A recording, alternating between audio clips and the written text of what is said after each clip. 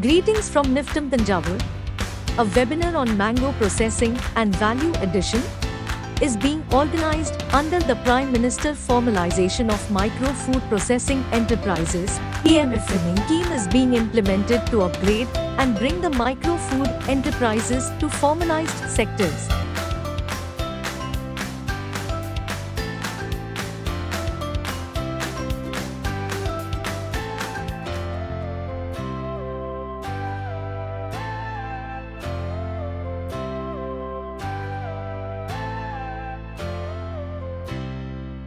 So now we'll be moving ahead with our next technical talk.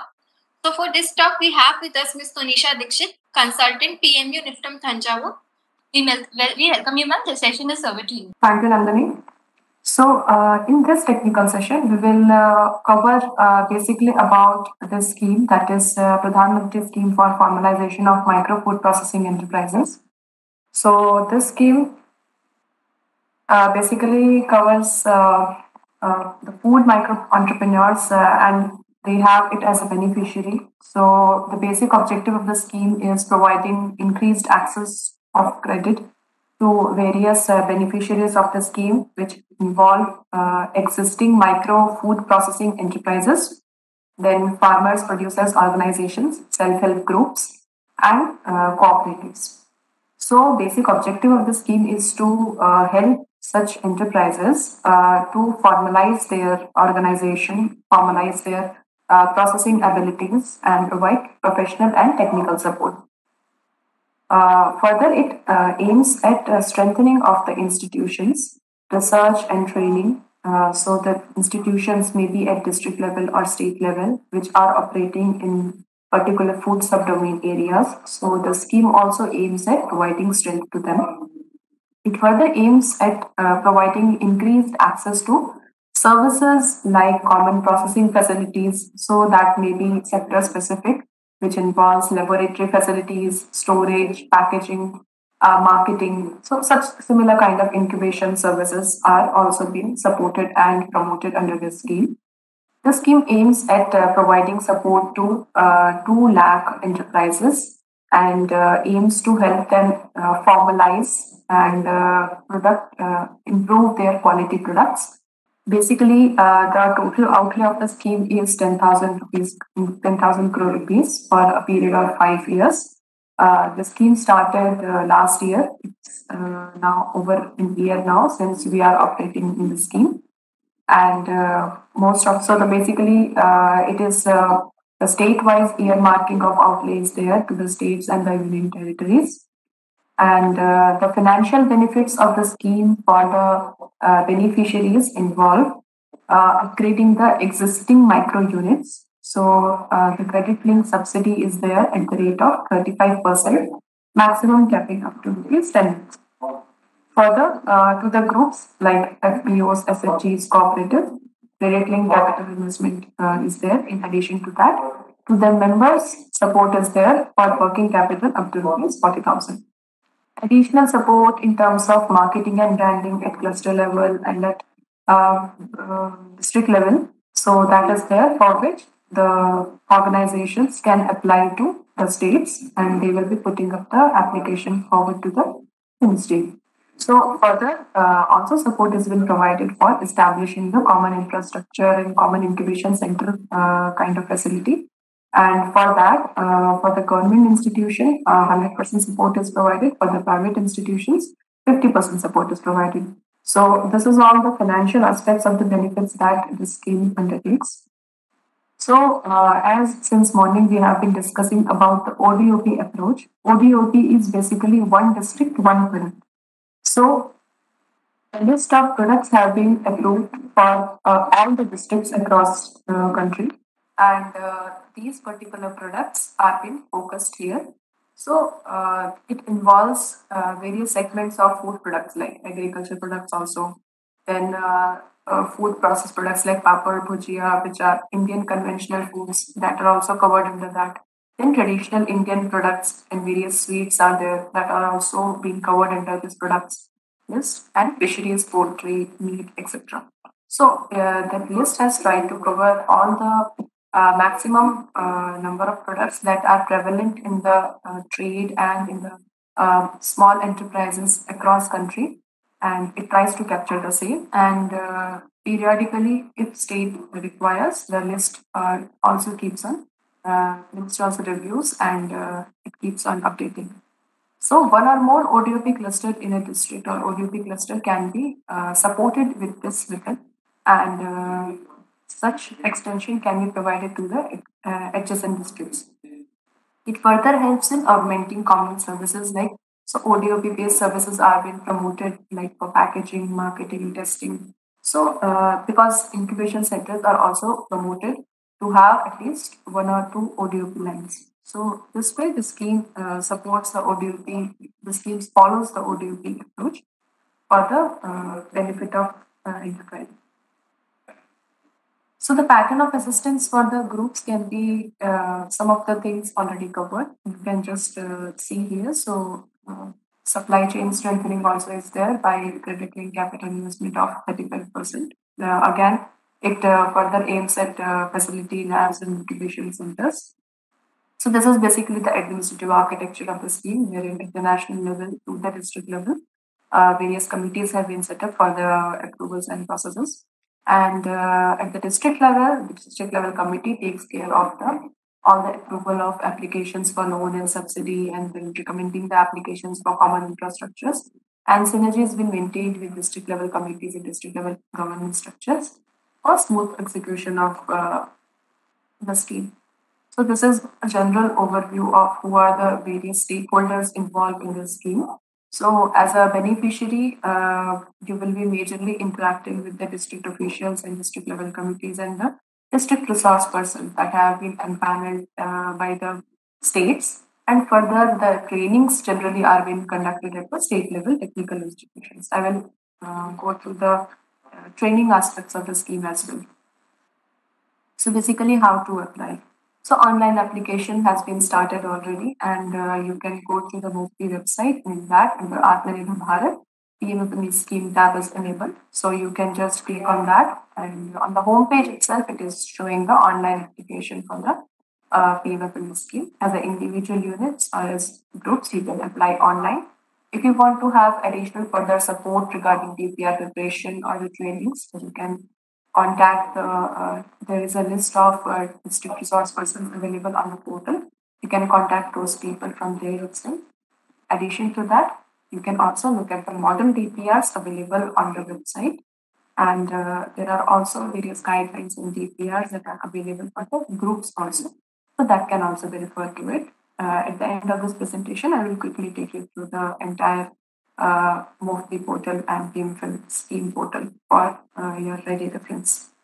Then for marketing and branding support, the state is required to identify various local brands that are to be promoted at the cluster level. And such applications are invited from the states for providing the further support. So now comes the common incubation facility. So common incubation facility has the aim of ODOP and MI products. So it further aims at providing the services on commercial basis and to provide the training to the beneficiaries also. So basically, the entire scheme is divided into two particular aspects, that is product specific and entrepreneurship development. So the product specific aspect covers knowledge on machinery, costing, sourcing, food handling, packaging, validation. Entrepreneurship development covers knowledge on functional aspects of establishing a business involving DPR preparation, then basic skills, FSSA standards, all the regulations in establishing a business. And modes of the delivery majorly of all the trainings is online only. So these are the various categories of beneficiaries who gets to the training from under this particular scheme, involving various enterprises that are existing or new, then workers of such enterprises, members of groups, government officials involved, and the resource persons. So these are the various subdomains that I was talking about. There are basically 8 major subdomains. And so mango particularly is being covered under fruit and vegetable processing. Similarly, other milk, fish, bakery like this. Major subdomains are there, and the trainings are being provided under this subdomain by the National Level Research Institute. Already, majority of the trainings have been conducted by the national level research institutes, including NIFTAM Tanjavur, for training of master trainers. Once the master trainers have been trained by the national level, at the national level, these are required to, the qualified ones are required, having the responsibility of training the district level trainers. This training also happens in the online or offline mode, and the state local agencies are identifying such trainers. And once these are qualified, then these district level trainers will be providing the training to the final beneficiaries who will be applying for the grant, or all the existing entrepreneurs are there. So to them, the beneficiary trainings will be provided by these district level trainers. The trainings are being organized by the district level institutes and the state level technical institutes, and these happen generally at the various training partners are being involved with the state, and such locations are being identified for conducting such physical training. So these are the master trainers. They generally have minimum 5 years of experience with a basic degree in food technology, and they are being provided the training. Then the district level trainers who will be providing the training to the beneficiaries, they have a minimum experience of 2 years with a UG or diploma degree in food technology. So they have a good amount of knowledge or background on the food domain. And the beneficiary are being provided 50 hours of the training, classroom training. This is for those beneficiaries who are applying under the scheme for the grant. For the beneficiaries who are not applying under the grant and still want to have the training, for them 24 hours of the training is being provided. So various modules that are ODOP based that are being developed by the institutes under ODOP, and such products are made available on the PMFME website. So these products can be accessed from there. I'll take you to the website now. So here you can see the inviting online application in the PMFME scheme tab is there. If you click here, it will take you to the portal wherein you can apply for the scheme. You can select individual, group, or type of application. So basically you will have to first sign up. Once registered, you will get the user ID and you can set password. Here I was talking about various list of resources that will be utilized, like for example, district resource person. So it will be available for downloading. So you can see the various district resource persons available with their contact details and mail IDs. So this list keeps on changing. This list keeps on updating by the states. So this you can apply. This you can look at here, and you can respectively contact them for support for preparation of DPR. Same with state nodal agency, district nodal points. All the details are being provided. Once you sign up, you will have this basic details. Once you will, then you will enter inside in the page, and then you will be able to fill entire application form. So the next is I'll quickly show you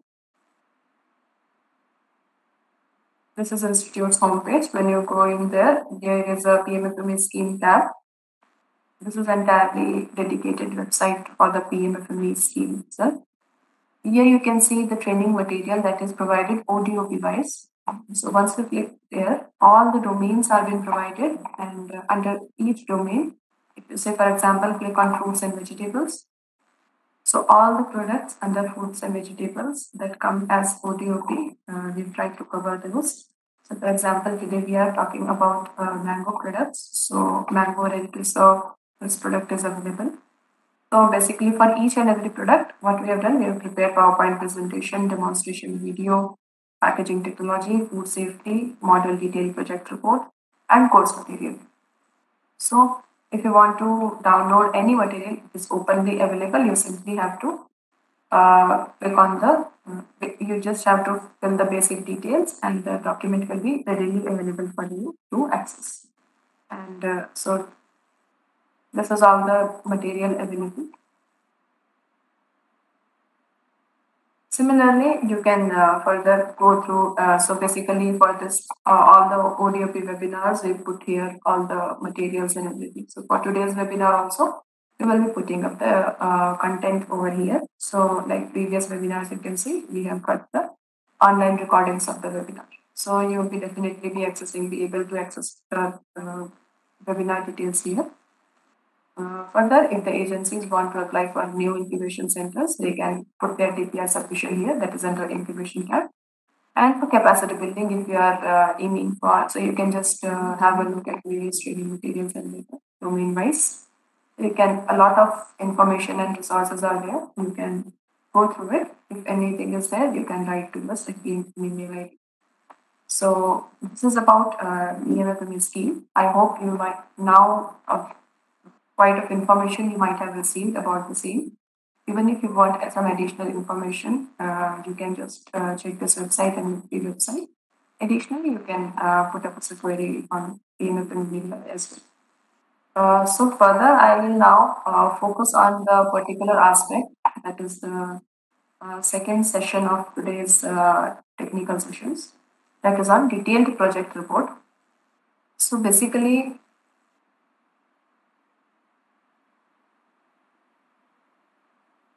what are the elements of a DPR? So DPR basically tries to cover, or we can say, there are three basic questions that you have in mind before starting a business or before expanding a business, and you might require to answer these particular questions while preparing the DPR. So what are these questions? The first one is explaining the problem or the need.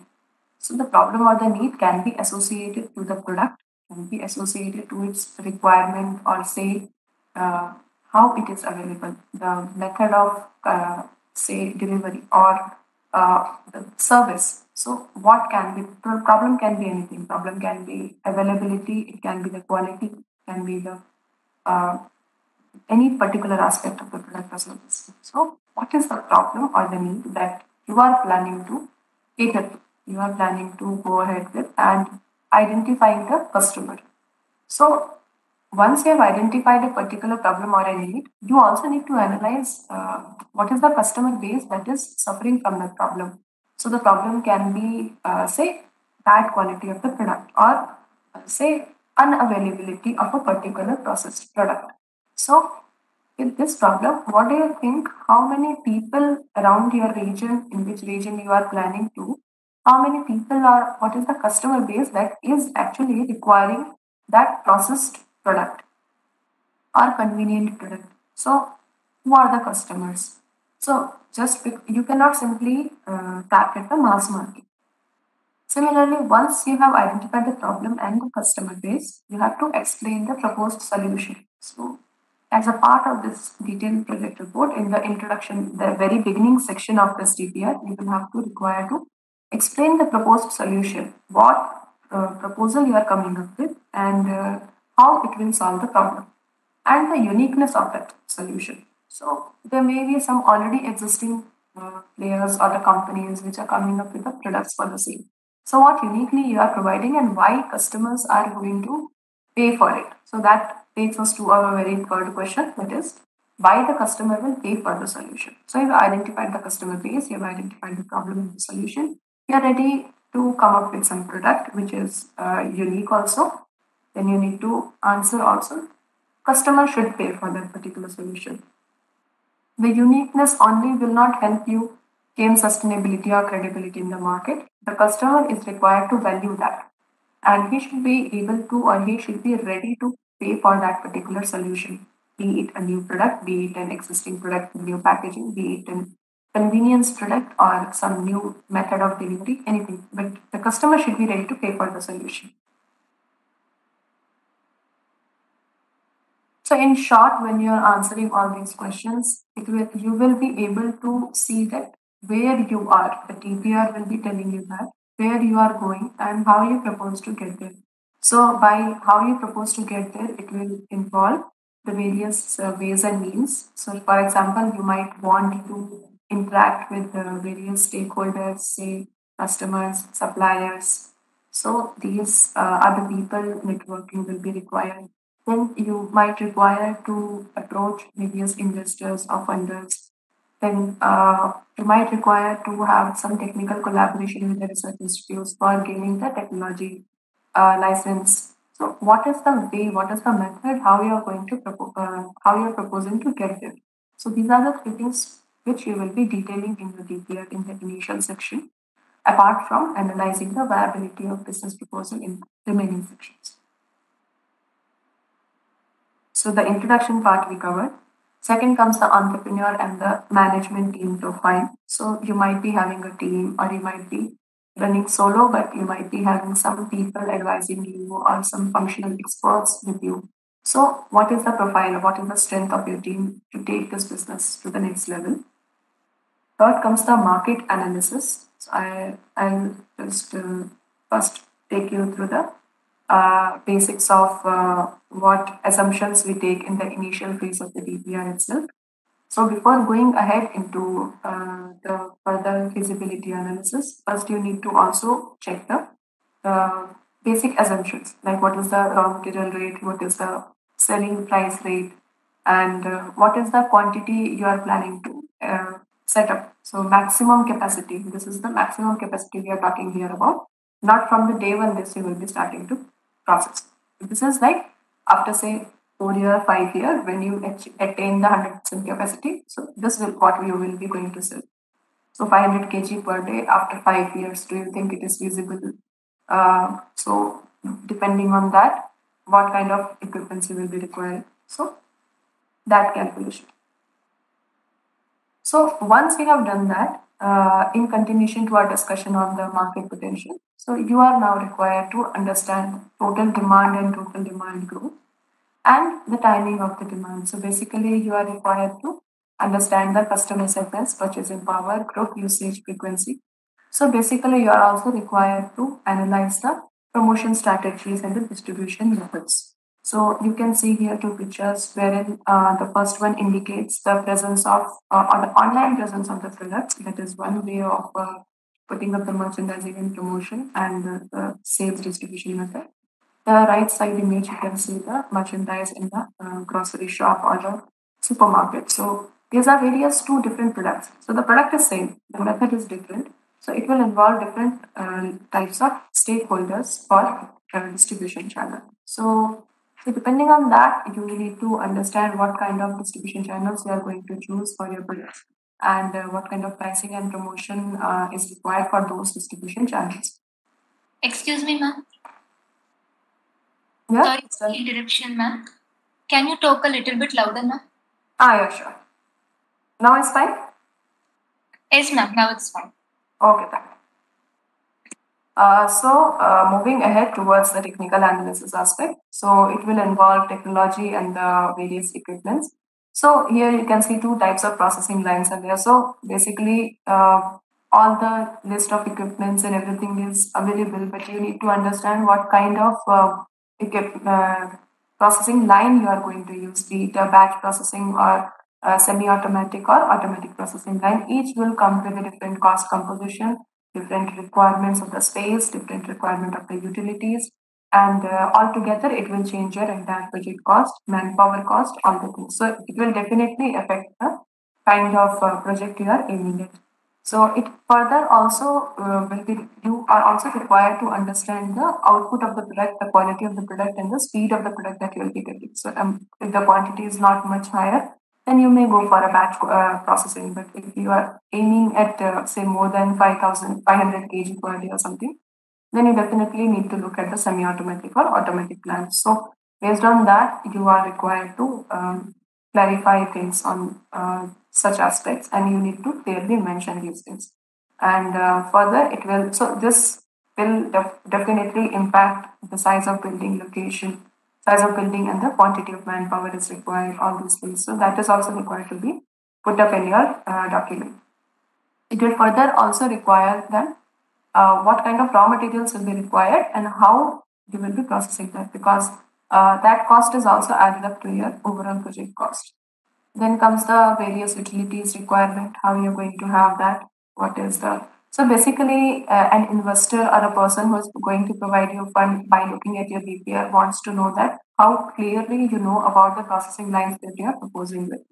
So many a times, entrepreneur comes with a list of equipments and they are not knowing about what is exact usage and exact space requirement and what is the overall economics of that particular processing line or inside a business. So that clarity is required at the entrepreneur level so that you clearly visualize your entire business before putting it in place. Then comes the production scheduling, costing, and investment costs. So like here is the list of equipments. This is typically for a capacity that we were talking about earlier, that is 500 kg per day. So this is what is the model project is telling about. So you need to check at your level about as per the feasibility and viability of the project, that how much is the capacity that is required at your end. And on that basis, you can just change the figures by taking some quotations from the regional suppliers or the state level suppliers, and you can just make sure that all the components are being covered by looking at such model DPRs. Then comes the final part, that is the financial analysis of the project. So it basically involves, we can break it up into three parts. First is the total investment cost. The total investment cost or the one-time cost that generally every entrepreneur understands and very quickly calculates also. It involves a total list of equipments and the buildings, what are required. So these are basically the one-time cost that is required. It also actually involves the working capital.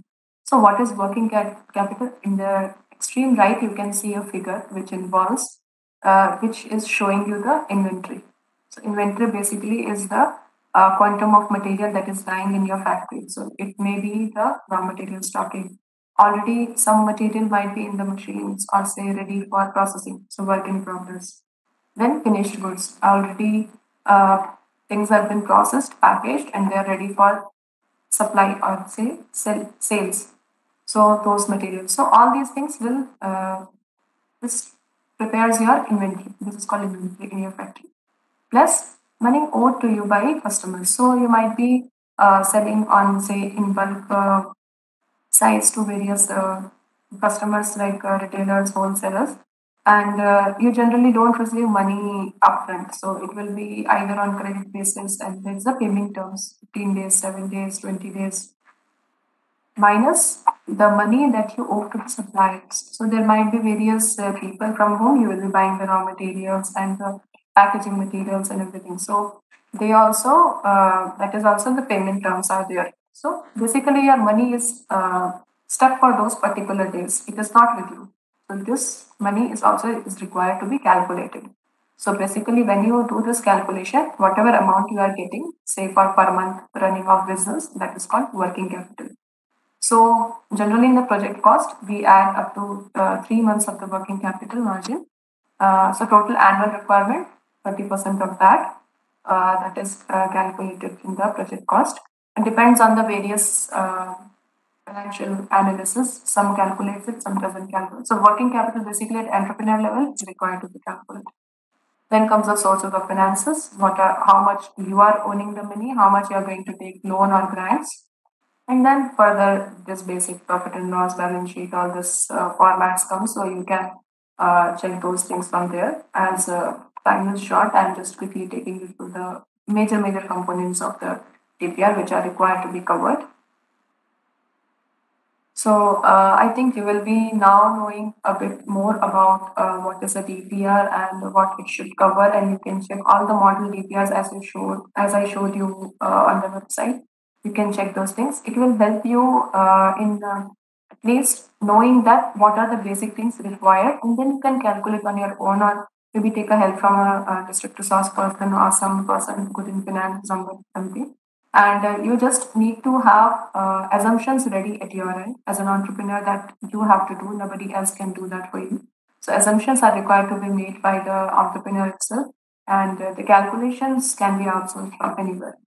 So I wish you thank you very much for patience listening, and wish you all the best. Thank you.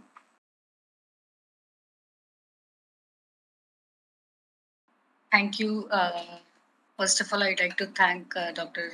Sianand Ramakrishnan, Director NIFTM, and for inviting Apita to join this webinar on value-added products. And thanks to the Chief Guest of Honor, Chief Guest Joint Secretary from the Ministry of Agriculture, and all other panel speakers who spoke in the first session, and all other students, startups, entrepreneurs, and other participants who are, who have gathered here to join us in this webinar. So, not taking much of time on mango and its value-added products, because I think almost all have covered right from the production of mangoes and potential states in the country where mangoes are produced and the varieties that are produced, and even the speakers have covered primary, secondary processing of mangoes and the post-harvest losses and post-harvest facilities that are available for fresh and value-added product mangoes, and also the infrastructure facilities that are available for sorting, grading, washing, even the de-stoner facility that was shown by one of the speakers, Mr. Jagannath. So I think many would have got a fairly good idea about how the mango and the value-added products of mangoes are being made, and which are made available to the consumers. So as a speaker as a representative from APIDA, which is Government of India body, Agricultural and Processed Food Products Export Development Authority, I would be mainly concentrating on the opportunities that are available for value-added products of mangoes from our country. It's not showing actually. Maybe it's loading. Yeah. Now we can see. Thank you. So, APIDA is an autonomous organization under the Department of Commerce, and we are spread across the country. We have our headquarters in New Delhi, and we have regional offices in every state. And recently, in Tamil Nadu, Kerala, Bhopal, Gujarat, the regional offices were opened. We are just near old to these states. And the main mandate of our organization is to promote export-oriented agricultural products from the country. That is quality agricultural products from the country, both fresh and value-added form. And we also provide a market access facility to the exporters and to the other stakeholders. And for exporting these agricultural products, we also facilitate the exporting community with infrastructure facilities and market development and promotion facilities, and we give financial assistance also to exporters. Now we have also covered farmer producer organization in a financial assistance scheme, where FPOs can avail assistance from us, and we also conduct regular capacity building through training programs to meet the international standards. The importing countries' requirements for product to product differ from time to time.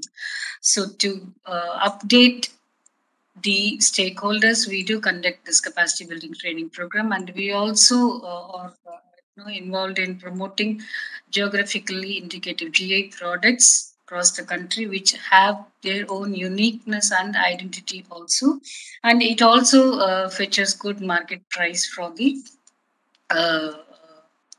stakeholders. And we are also one of the organization which implements organic NPOP, that is National Program for Organic Production, which ensures, it is a process certification which ensures that the process adopted by the stakeholders in producing products is organic. We cover almost more than 700 tariff lines, which constitutes fruits, vegetables, and their value-added products, meat, poultry, dairy, all kinds of confectionery items that we consume, and alcoholic, non-alcoholic beverages, pickles, papads, chutneys, groundnuts, you name anything except for tea, coffee, spices. We export, we are the export promoting body for these agricultural products. But when it comes for organic, yes, everything under the ambit of organic covered by us. As we all know, ours is an agrarian economy, and our country, we have many agroclimatic conditions. Particularly for mangoes, we have more than 5,000 years of experience in growing the produce. And the farmers are also educated. They do have knowledge on farming practices, but still, when it comes for export, yes, we take that responsibility of educating them through the institutions that are available in the country, both the central and state government institutions who are involved in R&D work. And for mangoes, yes, we have a tie-up with the agricultural universities across the country, and institutes like ICAR, IARE, IHR, and the CFTRE, who are all working on promoting value-added products of agri sector, also works on this mango value-added products. So production of mangoes, if we see our annual production is estimated around 15 million tons, and we contribute to approximately 52% of the world production of mangoes. And the export share of our product is around 79,000 tons, nearing 6 lakh tons of world trade. We are the largest producer of mangoes in the world. The major mango producing states from where exports are taken, or the products from these states for which export potential is there, are Uttar Pradesh, Gujarat, Maharashtra, West Bengal, Andhra Pradesh, and Tamil Nadu. The varieties produced in these states are mainly taken for exporting in fresh as well as in value-added form. The mango season in India starts from March and it lasts till August, September, and the varieties, exportable varieties, are Alfonso, Banganpalli, Kesar, Malda, Dasheri, Langda, Chausa. Yes, we do have Totapuri and other varieties also, through which the pulps are taken, and it is used for making other value-added products.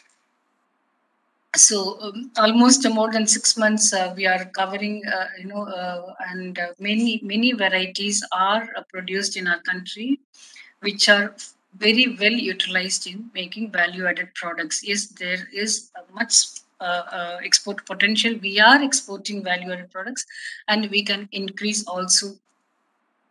The Alfonso mangoes, which has got its GI tag, is called as GI King of Mangoes also. All the participants must have known by this time the varieties of mango. Still, I thought I'll just share the slides. One of the varieties that is taken for export is Alfonso. Kesar mangoes, which is very good for pulp, juice, concentrates, puree making, and Banganapalli mangoes, Malda, and Chausa, another variety, Totapuri, which is again very good for pulp and juice, and Centurum raspuri, which is produced mainly in Karnataka. Like other Totapuri and Alfonso, it is also used for making ice cream, yogurt, juice, jams, and jellies. So with IFPTs and other processing technology institutions, I think the stakeholders present here, the participants present here, can make use of these varieties in making value-added products of mangoes. Langda mango from UP has a very good market.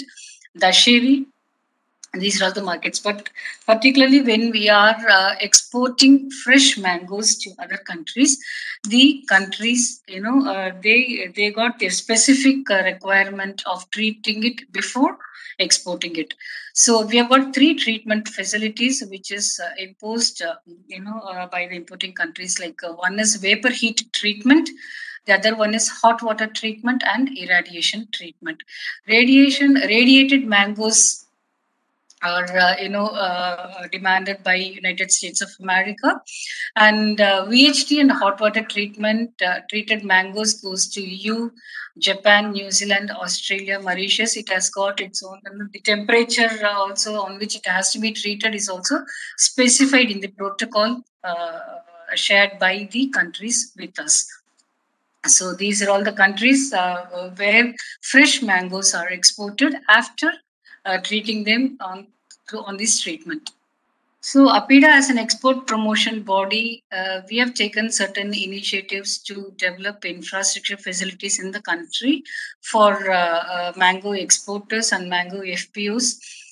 We have got the Center for Perishable Cargoes at the ports, and we have refrigerated transport also. We give subsidies, financial assistance to the exporters and other stakeholders to get refrigerated transports or to establish labs, in-house labs, whether the exporters can have their own in-house laboratory where they can test their product before it is exported. We give assistance. And for individual exporters, like if they want to have pack houses and in-house labs, we do give. For state governments and central government, we do also give subsidy for setting up of labs in the states. We have many recognized NABL accredited labs in the country, which are recognized for testing food samples, through which the exporters take the samples and they get the products tested before it is exported. And we do have pack houses also, where the mangoes are washed, graded, sorted, and then it is exported. So for European Union countries particularly, and to other countries also, the pack houses that are recognized by APIDA for mangoes, they use the facility. And we do have market-specific irradiation VHT facilities in the pack houses, where only those pack houses can be used for exporting to that particular country by using the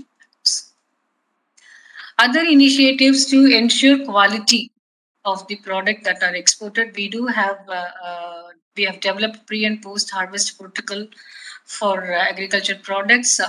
We have also implemented GAP through the Quality Council of India. Many exporters are adopting global good agricultural practices, and they take global GAP certificate and export.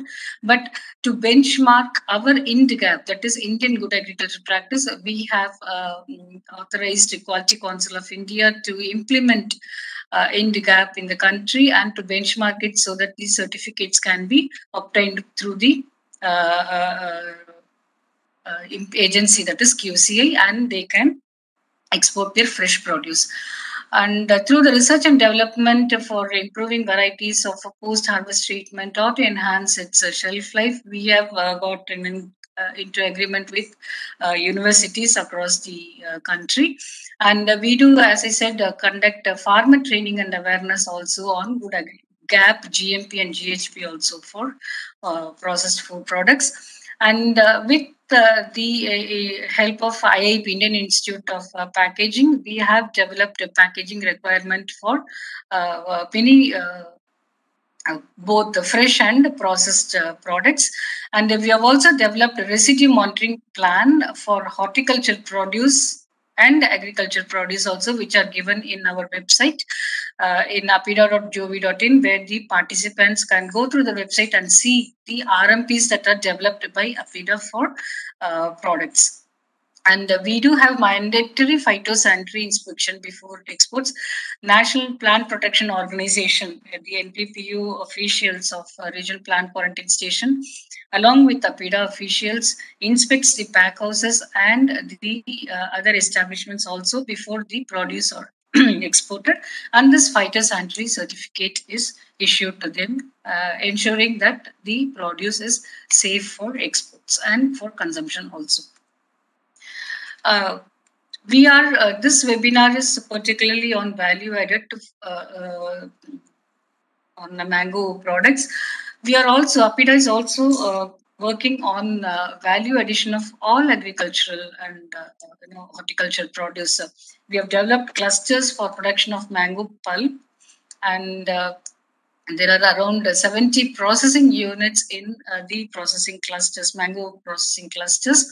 And HACCP and GMP implementation, which are mandatory for the processing food sector. We have recognized 5 HACCP implementing agencies and 5 certification agencies. The details are given in our website.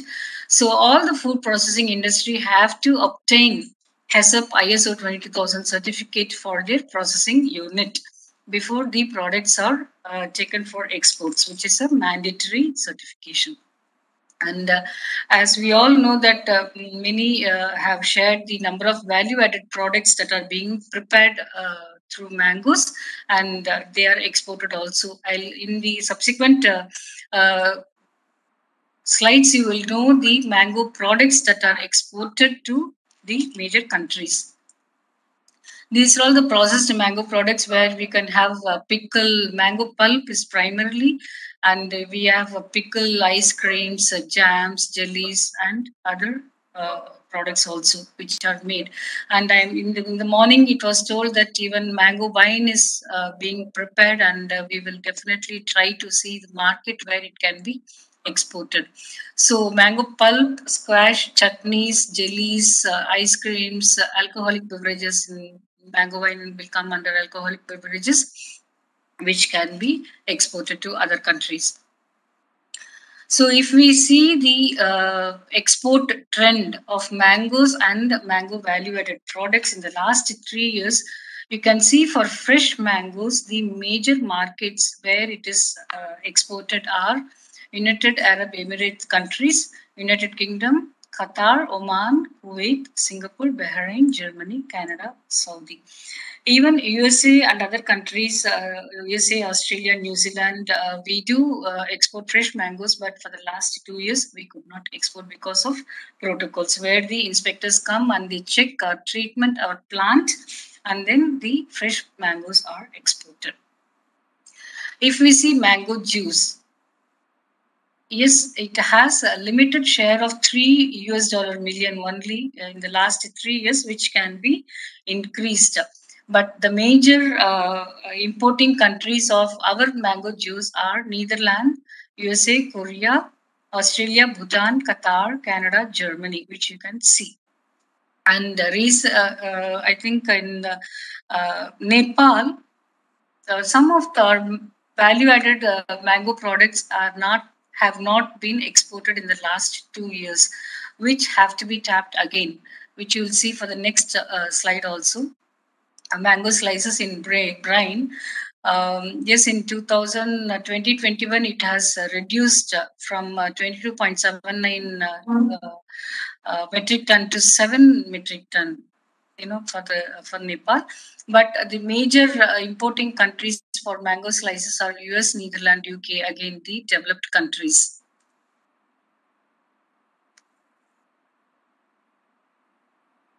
So if we see mango squash, we can see an increasing trend in our exports. In 2018-19, we could export only $4 million, which increased to 8 in 2019-20, and in 2021, it has increased to $10 million. So yes, there is a potential for all the mango value-added products that are exported from our country. We are the major producer of mangoes, and mango pulp is one of our major value-added product which is exported, and other subsidiary, other varieties are also exported. Mangoes, even in sliced and dried, whether it is solar dried or other dried facilities, the mango slices are sent to, again, United Arab Emirates, Qatar, Turkey, Mexico, USA, Bahrain. But I think USA, again, there is a reducing trend you can see for the last 3 years, but there is an increasing trend in the UAE countries. And in UK also, there is an increasing trend, and in Oman also. So the participants here can make a note of it where all our products are being exported, and we can tap where the markets are being decreased. So we have initiated many steps for boosting our horticulture produce from the country. Like from Varanasi, which is a landlocked state, we have, air shipment facility was made available in the year 2021 during Corona period, with the intervention of the central government and with APIDA's intervention. We could airlift many horticulture produce from the state, and we do also conduct mango promotion programs through the embassies across the globe, Indian embassies across the globe, where the importers from the other countries and exporters, mango exporters from our country, they meet virtually or physically. During Corona, we could do only virtual mango promotion program, and they could, they could see their publicize their mango products through virtual platform, and they could transact business also. We have also developed a hot-in traceability system where the farmers and farm details are registered by the district horticulture officials, so that the products which are exported can be traced out easily when it reaches the uh, mall or supermarket or any other place where it is exported. So hot-in traceability system is where for all horticulture products we have developed, and banana is the recent product where we are going to implement. Almost 94% of our work is over. Only so the I was talking about the initiatives that APIDA has taken for boosting horti and agri exports from the state. So one of the initiatives is like cluster development, where ODOP also falls into the cluster, where the product is identified in this district, and that product is, uh, you know, uh, mm, that product is promoted for exports, where the potential is there, production is there, and the only the export quantity has to be increased where we work. And outreach programs where farmers and FPOs and the exporters are met, and our schemes and other programs that we undertake for them are also sensitized. And the quality development program that we conduct from time to time are also sent to them, either through physical mode or by virtual mode. So just for information of all, where maybe exporters may be here, or other startups and entrepreneurs who would like to become exporters in the future, just for information of those people, we have got our own financial assistance scheme where we give subsidy. It is not a loan, it is a reimbursement, like whatever expenditure they incur to set up a processing facility, or even for fresh produce, we give them financial assistance. We work on three major components, that is infrastructure development, quality development, and market development, where for mango value added products,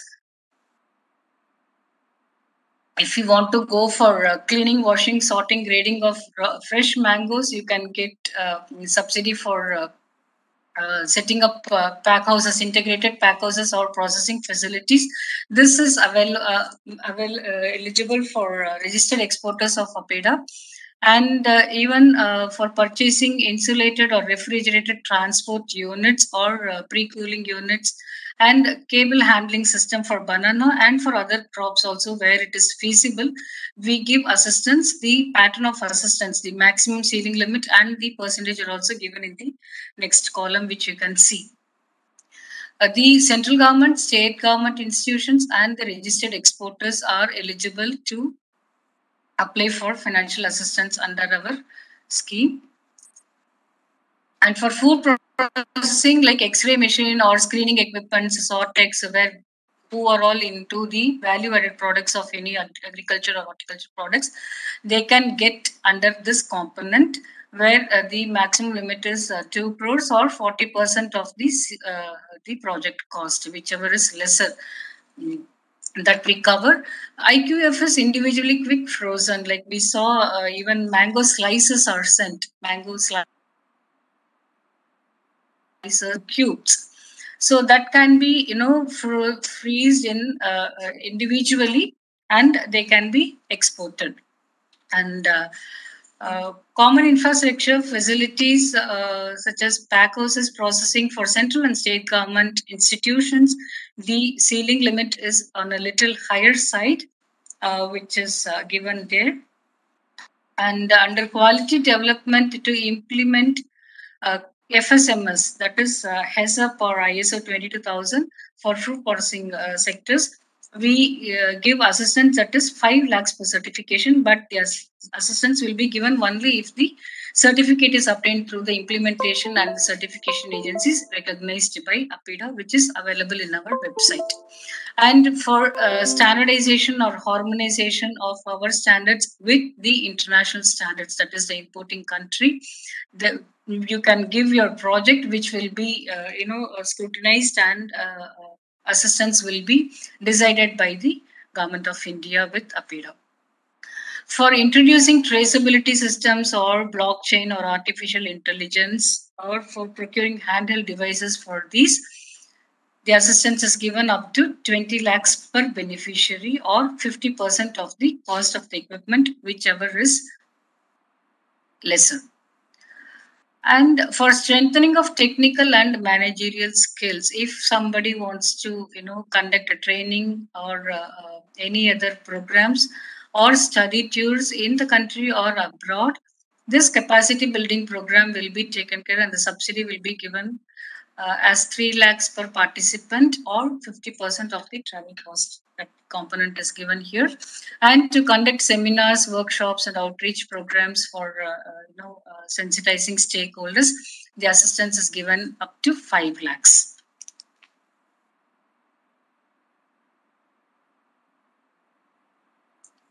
For APIDA recognized labs and for registered exporters, for testing of water, soil, residues of pesticides, or any heavy metal toxins, the assistance is given to the beneficiary up to 5,000 per sample, or 50% of this cost. But this is for the entire plan period, that is 21-22 to 25-26. But the ceiling limit is restricted to 20 lakhs per beneficiary. Again, for export testing and in-house lab equipment, there we have got a list of enable accredited labs. If they want to strengthen or upgrade their existing lab infrastructure facilities, the cost is restricted to 1 crore, or 50% of the cost. And if the exporters wants to set up their own in-house lab facility, they can get up to 50 lakhs, or 50% of the cost, whichever is lesser.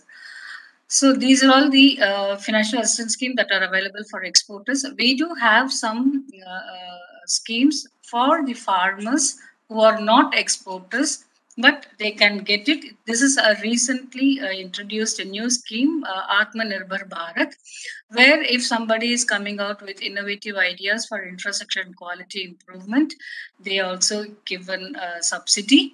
And to enhance quality of the produce, or to meet sanitary and phytosanitary requirements of the importing country, again, exporters or even SHG, self-help groups or farmer producer company, can get subsidy up to 25 lakhs, or 50% of the cost.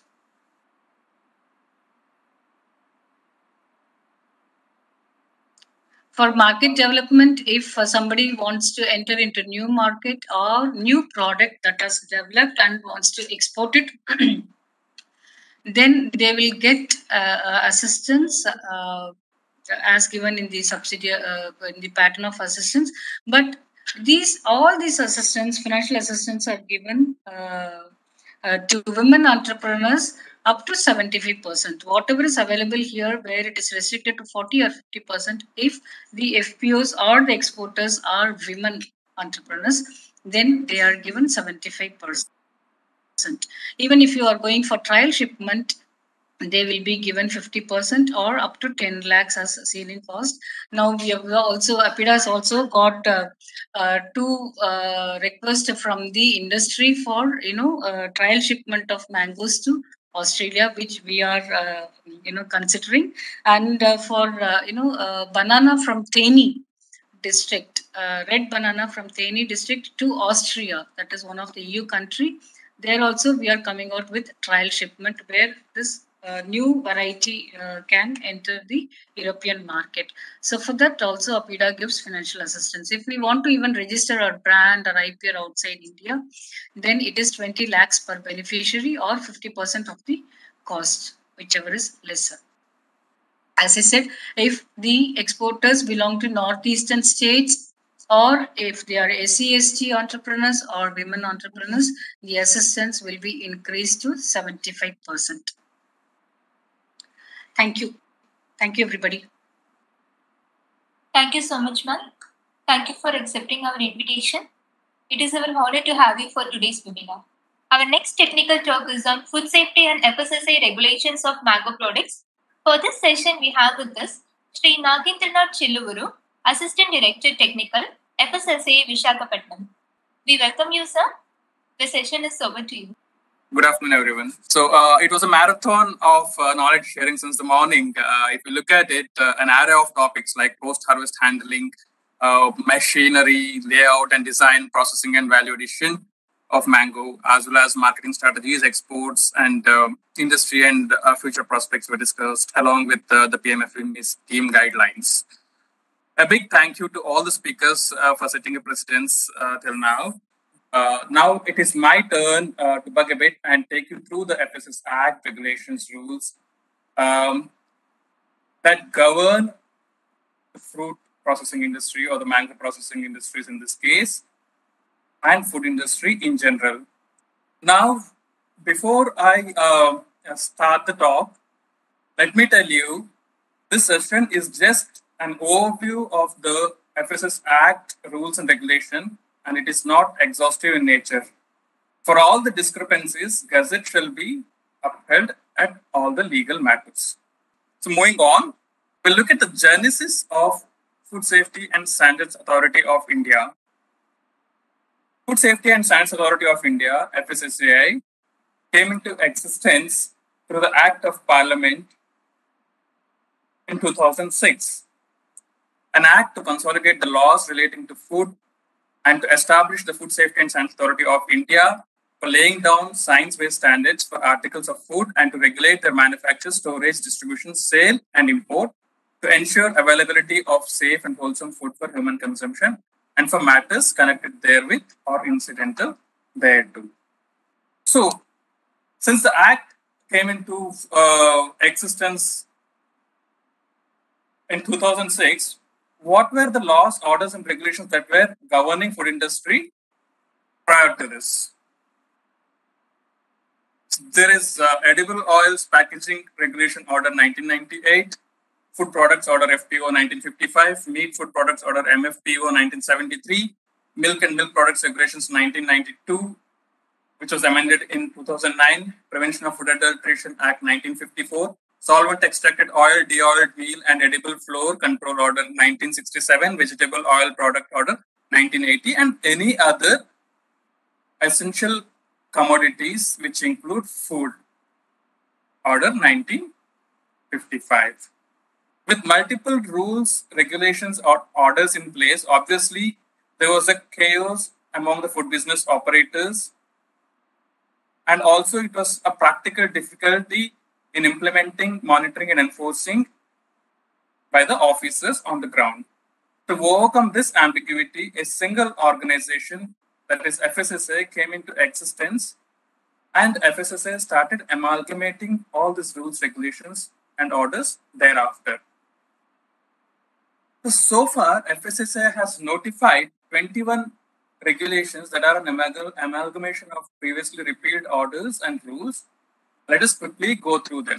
Food Safety and Standards Licensing and Registration of Food Business Regulation 2011, Food Product Standards and Food Safety Food Additives Regulation 2011, Prohibition and Restriction of Sales 2011, Packaging and Labeling 2011, Contaminants, Toxins and Residue Regulations 2011, Laboratory and Sampling Analysis Regulation 2011, Health Supplements, Nutraceuticals, Food for Special Dietary Uses, Food for Special Medical Purposes, Functional Foods and Novel Food Regulations 2016, Food Recall Procedures 2017, Food Import Regulations 2017, Approval for Non-Specific Food and Food Ingredients Regulation 2017, Food Safety and Standards Organic Food Regulations 2017, Alcoholic Beverage Regulation 2018, Fortification of Food Regulations 2018, Food Safety Auditing Regulations 2018, Recognition and Notification of Laboratories Regulation 2018, Advertising and Claims Regulation 2018, Packaging Regulations 2018,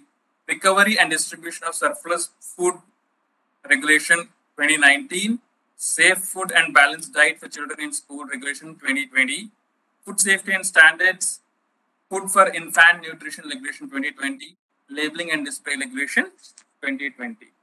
So the green highlighted ones in the two slides are the topics that I'll be covering today. So let us start with licensing and registration. So what does the Act say? As per Section 31 of Food Safety and Standards Act 2006, no person shall commence or carry out any food business except under a valid license. This includes a petty food business operator who sells his products on a roadside or to a conglomerate whose head office is in Gurgaon. So everyone should possess a license or a registration to carry out business.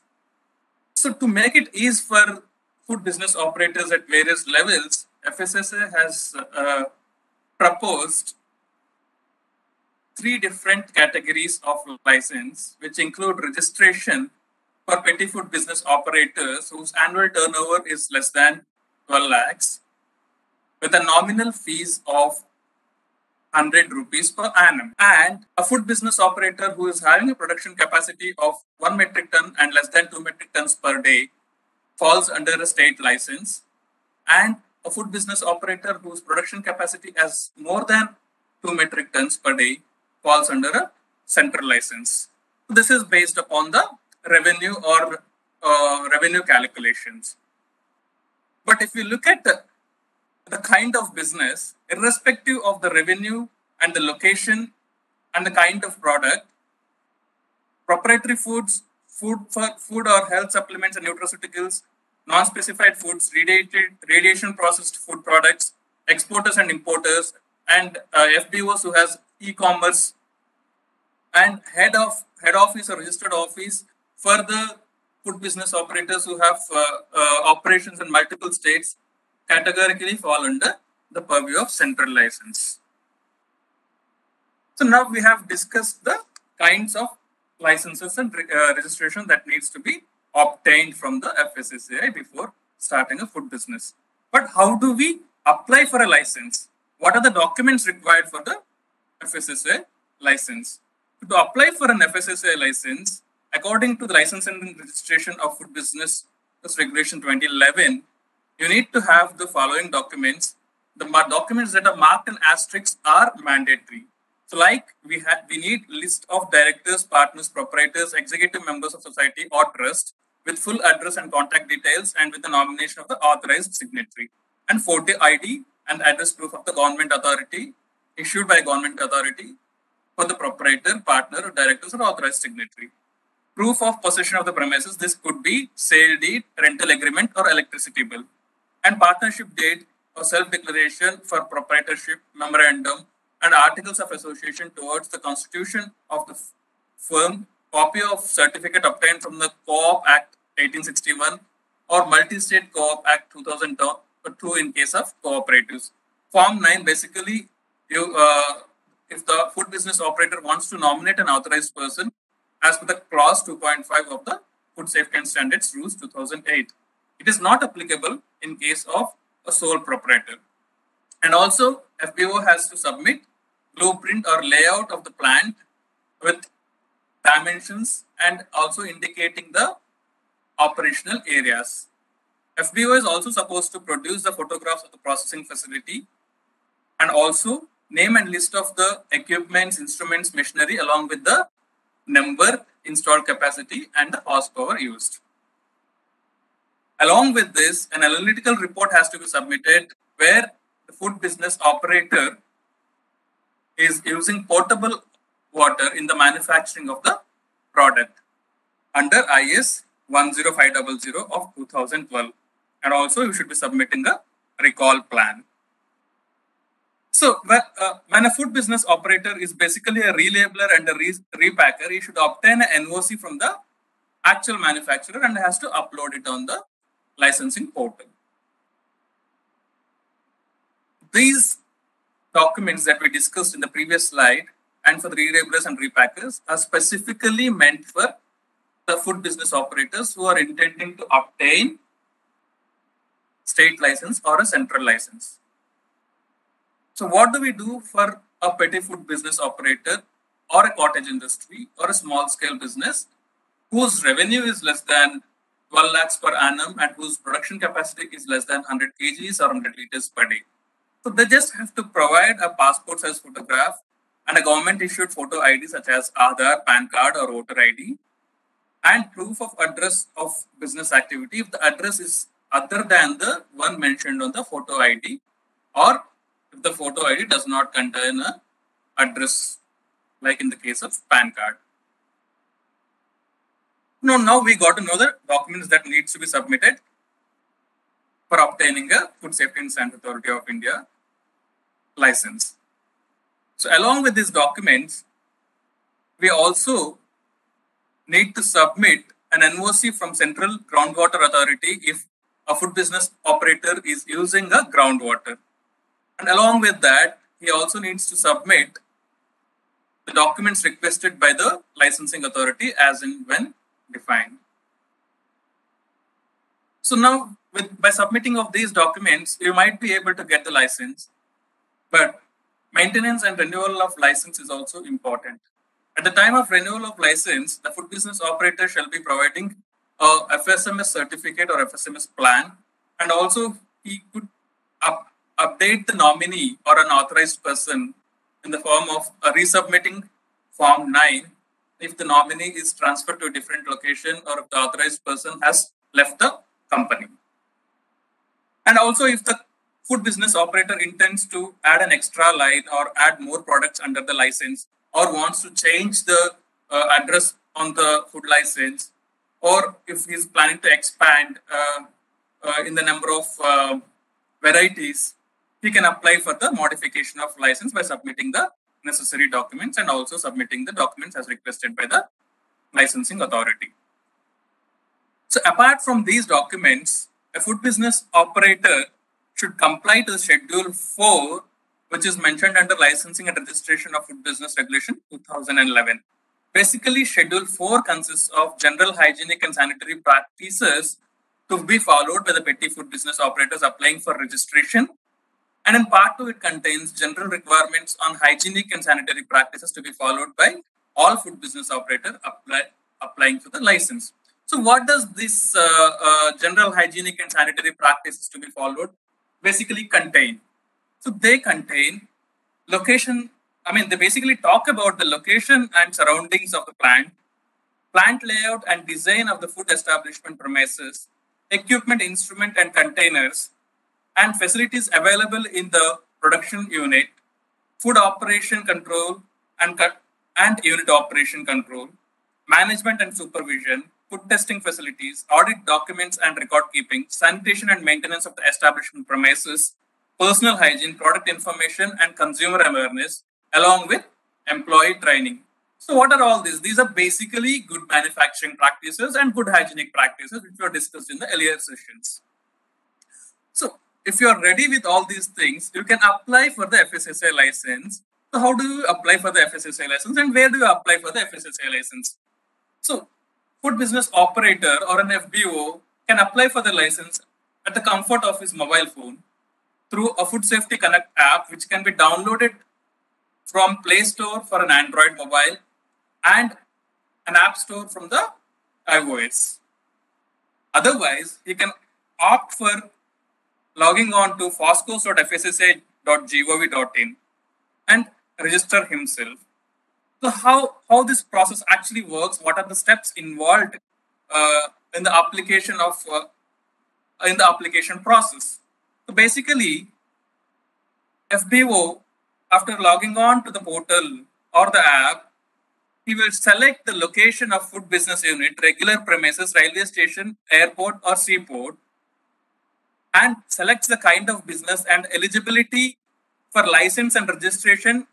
License or registration shall be determined here by the system automatically based on the revenues, kind of business and location. So if the location is within the railway station or airport or within a central government premises, the FBO is supposed to obtain a central license. So after this, the FBO shall enter the premise details and select the appropriate food product categories and add the products.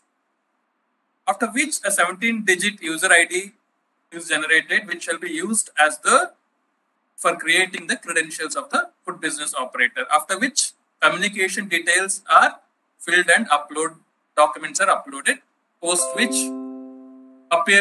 a fees payment is made for obtaining the application along with the submission of the application. So by this, FBO can submit the documents. What happens after this? So the application for issue of license then pops up in the portal of the licensing authority or a designated officer who scrutinizes the documents, and if he needs additional documents, he'll write back to the food business operator, and when he's satisfied with the scrutiny of the documents, the designated officer shall appoint a technical officer, or he himself may plan for a visit to the food processing facility, and it is mandatory in case of high-risk foods. So after satisfactory remarks on scrutiny documents and visual inspection, a license or a registration certificate is issued to the food business operator. So this is visible on the login of the food business operator, and a copy of the same is also forwarded via email. There's no hard copy which is generated or posted to the food business operator. So now we know how to apply for the FSSAI license. Then we have obtained the FSSAI license, and then we go for production and we produce the products. So what are the product regulations? So Food Safety and Standards Authority of India has notified Food Product Standards and Food Additives Regulation 2011, which cover an array of products. So I'll have to tell you at this juncture, if there are any specific regulations that are notified against mango or mango products, FBO is expected to follow those regulations. In a situation where there are no regulations specifically for mango or mango products, and there are regulations available for fruit or fruit products, food business operator is expected to follow the general regulations which are followed for fruit and fruit products. So far, FSSAI has notified regulations for thermally processed fruits, fruit juices, jams, fruit jellies and marmalades, thermally processed fruit nectars, thermally processed fruit beverages, fruit drinks, ready-to-serve fruit beverages, thermally processed mango pulp puree and sweetened mango pulp puree, soup powders, fruit-based beverage mix, powdered fruit-based beverages, fruit bar or toffee, fruits and vegetable pits that are used in cereal flakes, candied and crystallized and glazed fruits, fruit cheese, mango chutney, pickles, dehydrated fruits, dried mango slices, frozen fruits, fruit products, dried mango powder, which is also known as amchur, mango kernel fat, squashes, crushes, fruit syrups, fruit sorbets.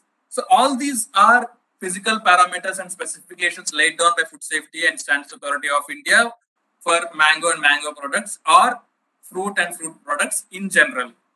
Along with these physical parameters and the specifications laid down in the regulations, food business operator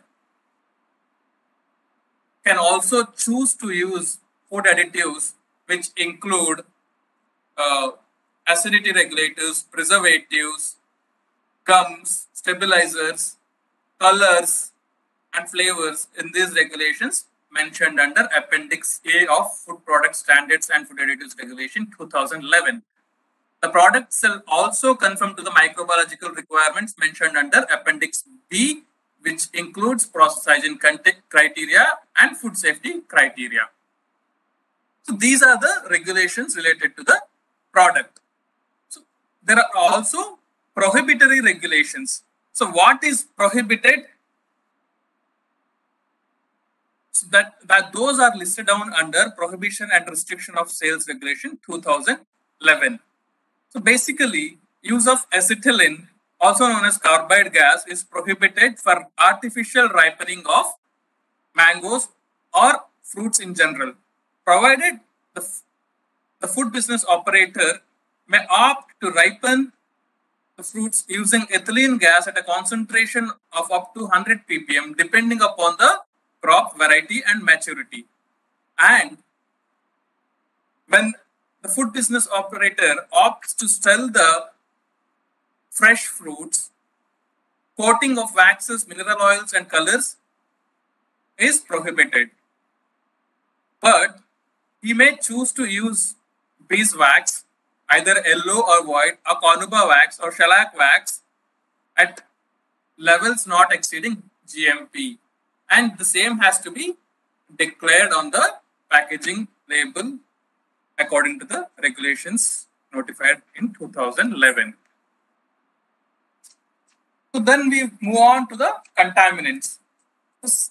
As we discussed earlier, if there are any specific regulations notified for mango, we follow them. If there are no specific regulations that are notified for mango, we follow the fruit and fruit product regulations. So if you look at the specific regulations, they are notified for canned mango and mango chutney for metal contaminants like lead and tin. And if you look at the residual limits, if you look at the residual limits for pesticides and insecticides, those are also notified under the Contaminants, Toxins and Residues Regulation 2011. And if a food business operator opts to fortify the food product using micronutrients, he may do so on a condition that the level of vitamin C fortified as ascorbic acid shall be between 6 to 12 mg per 100 ml or 40 mg per liter of the product. So now we have the product in hand and we should choose the packaging. So how packaging should be chosen? What are the regulations for the packaging? Food Safety and Standards Authority of India has notified packaging regulations in 2018, and Schedule 4 contains the suggestive packaging materials, which includes glass bottles, aluminum cans, tin plate containers, aseptic and flexible packaging material, plastic rigid containers, stand-up pouches made of plastic-based structure or plastic spout, flexible plastic pouch made of either polyethylene or laminate structure, thermoform plastic containers, plastic jars which can be co-extruded or metal caps, plastic trays with overwrap, polyethylene terephthalate PET or polypropylene or polyvinyl chloride are indicative and suggestive packaging material that can be used in packaging of fruit and vegetable products or mango products. So we pack the products using the packaging materials which is suggested earlier, and then we go for labeling. So what does the label contain? The label basically contains the name of the food, list of ingredients, nutritional information, and declaration regarding the vegetarian and non-vegetarian criteria, declaration regarding the addition of food additives, declaration of name and complete address of the manufacturing facility or a marketing facility or relabeling and repacking facility, FSSAI logo along with the license number, net quantity, retail sale price, and consumer care details. And the label shall also contain lot number, code number, identification, and date marking shall be present. Labeling of the imported goods shall be there. Imported goods shall follow Indian regulations on the label. Country of origin for imported foods shall be mentioned. Instructions for use shall be mentioned on the label. Declaration regarding the food allergen shall be mentioned. So these are the icons that shall be mandatorily used as and when applicable. In case of mango products, if it is vegetarian, a green circle within a green square shall be used, along with the Food Safety and Standards Authority of India logo and license number. If it is a fortified product, you use the +F icon. If it is a irradiated product, you use the irradiated logo. And if it is for organic foods, which also satisfied the requirements of NOP and NPOP, a Jaivik Bharat icon may be used. So this is the labeling part. Labeling shall also indicate the added colors and flavors in the following format based on the kind of color or type of color, which is synthetic, artificial, both flavors as well as colors in different formats as applicable. Then, if a food business operator is using artificial sweetener, which may be aspartame or SSFNK, he should be mentioning the details clearly and conspicuously. And in case of aspartame, it clearly mentioned it is not intended for phenylketonureates. And in case of the mixture of multiple sweeteners, it should clearly indicate that it is not intended for consumption by children. And there are various other declarations which are specific to the addition of sweeteners. And if there is an additional involvement of sodium or potassium salt, that has to be declared under the ingredient declaration specifically. And if the sorbets or the fruit ice containing oligofructoses, it should also be declared specifically under the ingredient list. And if the fruit is coated with wax, it should also be declared with the details of the wax used for coating. And if plant stanols or plant esters or plant sterols are used, it should also be declared. If the product contains trehalose, it shall also be declared. All these declarations shall be done conspicuously within a box just under the list of ingredients. So far, I have covered licensing and registration of food business regulations 2011, food product standards and food additives regulations 2011, prohibition and restriction of sale regulation 2011, contaminants, toxins and residue regulation 2011. And if you look at the approval for non-specific food and food ingredients regulation 2017, so whereas if your product does not fit into the criteria of the products for which the standards are proposed by Food Safety and Standards Authority of India, you can apply for a product approval according to this regulation, and if based on which you can produce and market your product.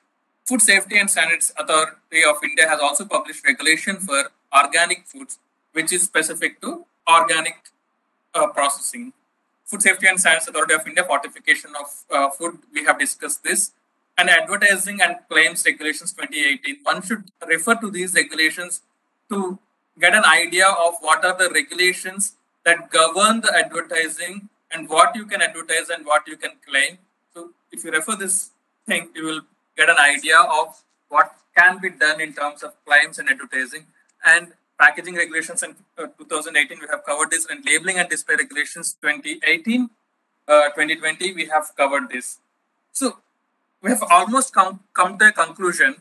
At this juncture, I want to make it a point that a plethora of information is available on FSSAI website. You can just log on to fssai.gov.in and use this session and the PPT and the URL links that are shared by me as you navigate through the website. Thank you so much. Thank you, sir. It is really a thought-provoking session about FSSAI regulation, procedure and licensing.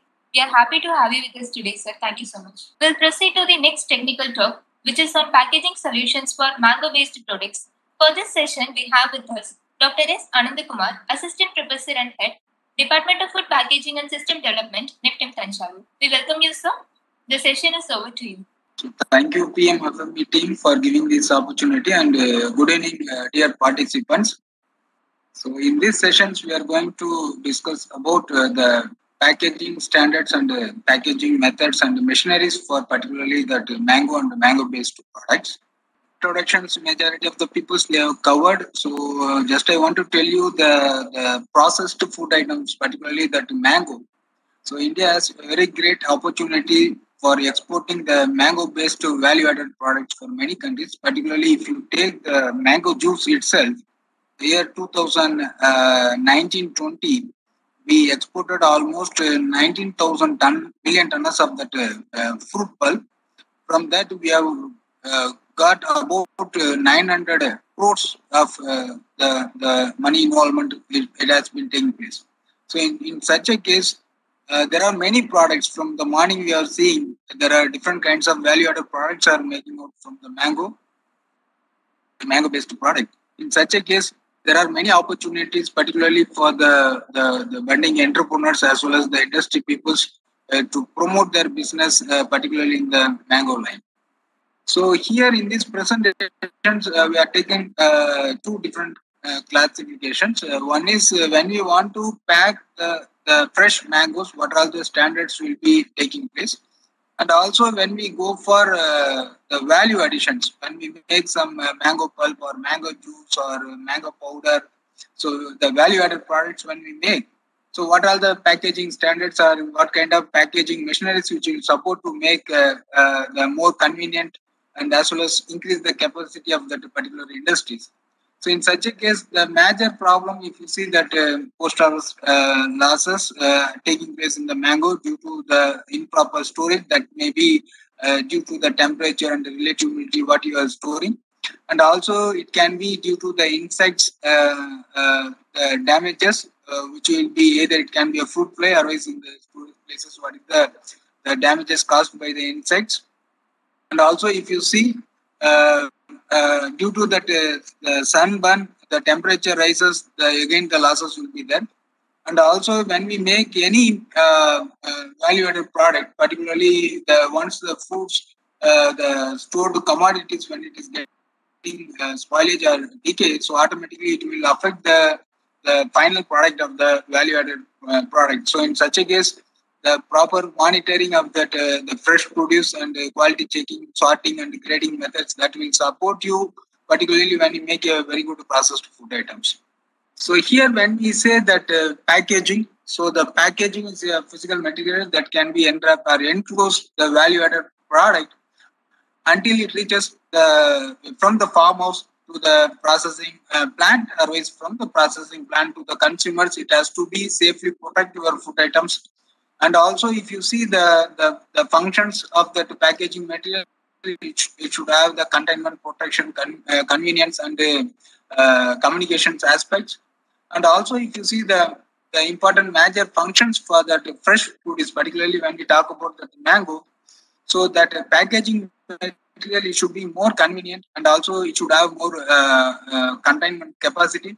And also, this should be having a ability to protect the stored commodity, particularly when we go for that edible packaging of mango, or when we go for cold storage of mango. So in such a case, some of the packaging material designs are there, so that will allow that the cool air that can be passed through that the packaging materials, so that it can maintain that storage temperature properly in the storage zone, so that the decay can be minimized. And also you can see that packaging material that can serve the major purposes, particularly for that mango, if you see. So in such a case, the packaging materials, it can be supported in the handling, because even if you see in our Indian conditions, due to that improper handling practices, we are getting almost 7 to 10% of losses, particularly the handling and the transportation. So when we adopt a proper packaging material, so that can be minimized. And also during the transportation, the losses, either it can be due to the physical vibrations or that mechanical injury which will be taking place to the commodity. So that will be minimized when you select that proper packaging material. And also that weight loss can be minimized by selecting a very good barrier properties of the packaging material for the fresh commodities. And also that will prevent that filtrage, the theft and other things. So these are all the major functions the packaging material which can do for the industry peoples as well as for the consumers. And apart from that, if you see the general packaging materials that can be used for that raw mango for handling and packing purpose. So in such a case, we have the net bags, and as well as we have flexible packaging material. Either it can be the perforated PP bags or perforated the PVC polyvinyl chloride bags. So here, when we see the packaging material, particularly for that bulk packaging of mango, so mainly we are using that corrugated fiberboard boxes.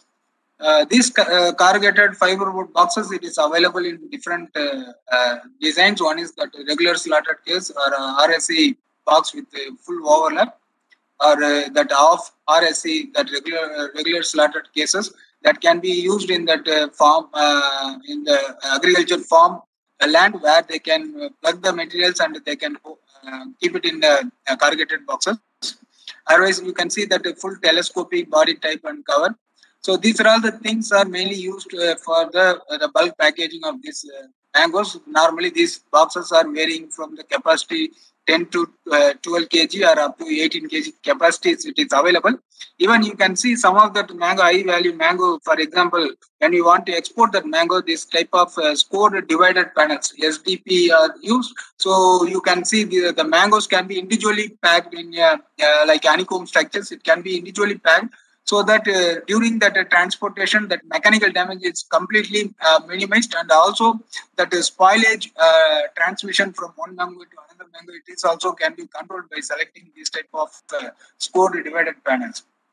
And these corrugated boxes, it is light in weight, and also it is degradable and recyclable. And these boxes are available with a different fruit. Here you can see that a single-faced board, normally that is single wall, double wall, triple wall types of things are used, particularly in that mango for where you have that more mechanical damages. There they can go up to 3-ply corrugated fiber boxes for packing of that mango. And another thing, you can see that wooden and plastic grades are used. So here you can see the dimensions according to that capacity, which will be varying. So normally you can see the size of that wooden crates, otherwise even if you see that plastic crates, so almost it will be in the dimension length, width and height wise. It has been given for capacity 16 to 18 kg and 10 to 12 kg. It is varying. Even if you see that plastic crates, so it is coming nowadays in a foldable form. So normally that empty plastic crates or wooden crates which will occupy larger volume. But if you select such a foldable crates, so even it will occupy very lesser space, and also that will also easy for handling and keep it in a lesser volume. And similarly, these type of plastic crates are used particularly in the quick ripening chamber also. Even morning, Sarah has explained the different kinds of quick ripening process. Either you can use that ethereal solutions or that ethylene gases. So in such a case, when you keep that mango inside that cold storage, good on for quick ripening purpose. So this type of plastic crates that will be mainly supportive to retain, and also easily you can accommodate it, and as well as that gas distributions can be easily possible when you select this type of perforated crates. Apart from that, to avoid that mechanical damages, there are many cushioning materials are also used. Particularly that paper-based fiberboard boxes are used. Otherwise, you can see these foamed nuts. Okay, epoxy foamed polystyrene foamed nuts are used. Otherwise, even you can see that paddy straw, otherwise that paper-based material, kite pith. So this type of cushioning materials are used during the transportation. Even in India, you can see in the farm level, they may use that tapioca leaves as a cushioning material for packing of many fruits and vegetable commodities. And these type of things which can avoid the losses during the transportation, but when we use improper level, so that time that will also cause damages to our commodity. So in such a case, selection of that is safe cushioning materials and that level of that thickness and foaming things will be really important when you go for proper packaging of mango. And nowadays, apart from this paddy straw and what we can say kite pith and other packaging material, we are using that shrink packaging material also. So in this shrink packaging material, that individual mangoes can be packed with a film, that BOPP film, that cling wrapping method. So in such a case, this will minimize that the weight loss. Particularly, these materials will have that very good barrier properties for the moisture, so that will minimize that moisture loss, and as well as that mechanical damages. So those things can be minimized when we go for this shrink wrapping of the mango. And when we want to export that mango, there are some standards given by the APIDA. So even you can refer that APIDA website when you want to export that mango, particularly that Alfonso, Totapuri, Kesar, or Banganapalli. So they given different box dimensions. So normally they have that 6 numbers box or 9 number box, 12 number box or 15 number box. So that indicates that the box dimensions, if you take that 6 number box, so it can hold only 6 number of fruits. And similarly 9 numbers, 12 numbers, which will be varying. So here they given what will be the standards record box dimension. So here mainly they will consider that a number of fruits, particularly here you can see the lid B, tray B type of things, and vertical fruits are mainly used for this type of corrugated fiberboard box making. And also this container, it can be a regular slotted case, otherwise it can be a telescopic box, it can be used. And also if you see the busting strength, particularly the strength at what pressure that the material can be the tear or bust. So that factor we have to be calculated. So they are giving. So it should be about 20 kg per centimeter square. Similarly, that GAB index, moisture absorption index. So that is they have given 60 gram per meter square. So when you approach any packaging industry, they are manufacturing these corrugated boxes. So you can give those details to them. So accordingly, they can make such a boxes and they can provide to you. So that can be used for exporting the mangoes from one country to another countries. And also, even if you see that reinforced material, that tape, cellophane tape, otherwise that what we can say that the polypropylene type of the coil which will be used. So that is also they given some of the specifications. So in such a case, biaxially oriented polypropylene tape, otherwise polyvinyl chloride, that tape can be used, and also the thickness of the tape will be 20 micron, and the width of that tape, it can be a 50 mm. Similarly, if you use the strip, so again the given it can be made by the PP, and also the strip width will be 12 mm and the thickness will be 0.05 mm. So these are the standards they given for particularly when we go for exporting the mango. So you have to follow similarly that APIDA standards. And apart from that, we are having that wax coating, particularly for the mangoes. So this wax coating also, it is available nowadays, that bio-based wax coating material, for example, carnauba wax, shellac wax, zinc, and cellulose paste. Even sometimes you can see that honeybee wax coated mangoes also, it is available. So in such a case, when we use this bio-based wax coating material, so that will also support you to extend the life of the commodity. Even you can store it in the refrigerated condition after coating, and that will support the minimizing that weight losses, and as well as that the shrinkage, that shape, deformation, everything can be controlled by using that selection of that proper waxing method. And these waxes can be applied over that mango either by brushing method, or you can see that spray coating method or slab wax method. So that mangoes can be individually waxed, and that will support you to extend the life of the produce. And another type of packaging now we are using, it is called modified atmosphere packaging. So around that commodity, mango commodity, we are modifying that gas composition. So either it can be done by vacuumized condition, otherwise it can be done by active packaging method, where we can flush that the known gases, particularly that carbon dioxide and nitrogen gases. So there are many studies are available. For example, some proven reports are there. For example, if you take 50% of carbon dioxide and the remaining 50% of that nitrogen, and also the 50% of carbon dioxide, 48 to 45% of nitrogen, with a minimum level of oxygen. So that will support you to extend the life of that mango at 13 degrees centigrade for up to 21 days or 35 days. It will be extended according to that the selection of that gas compositions, particularly for that MAP conditions. And when we say that modified atmosphere condition, always after modification, it has to be stored in the refrigerated conditions as per that the standards given by, for example, that IHR or other exporting authorities, that cold storage condition that has to be followed.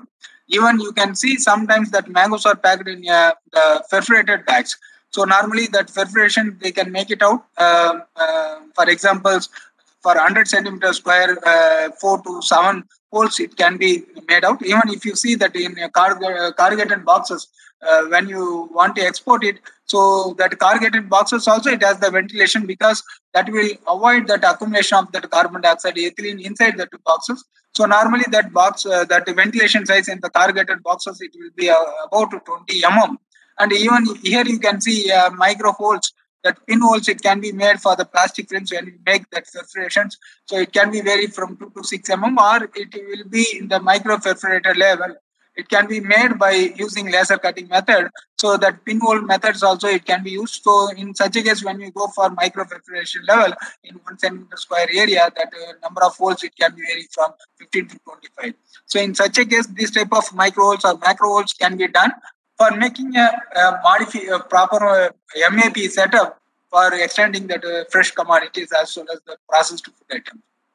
Another thing, there are many equipments are used for modified atmosphere packaging. So here we can say that chamber machines or snooker machines or form fill sealing machines. So here, if you take that form fill the chamber machine, you can see some of the mango pulp after peeling that mango. So that mango pulp, it can be filled in the tray filling machines, and after that in a vacuumized condition or proper gas filling method, so that mango pulp can be stored for a longer period. Similarly, the fresh mango, when you want to pack it in a bulk, so after taking in that polyethylene or that polypropylene cover, so after removal of that air from the pouches, creating that vacuum, then we can make the hermetic sealing.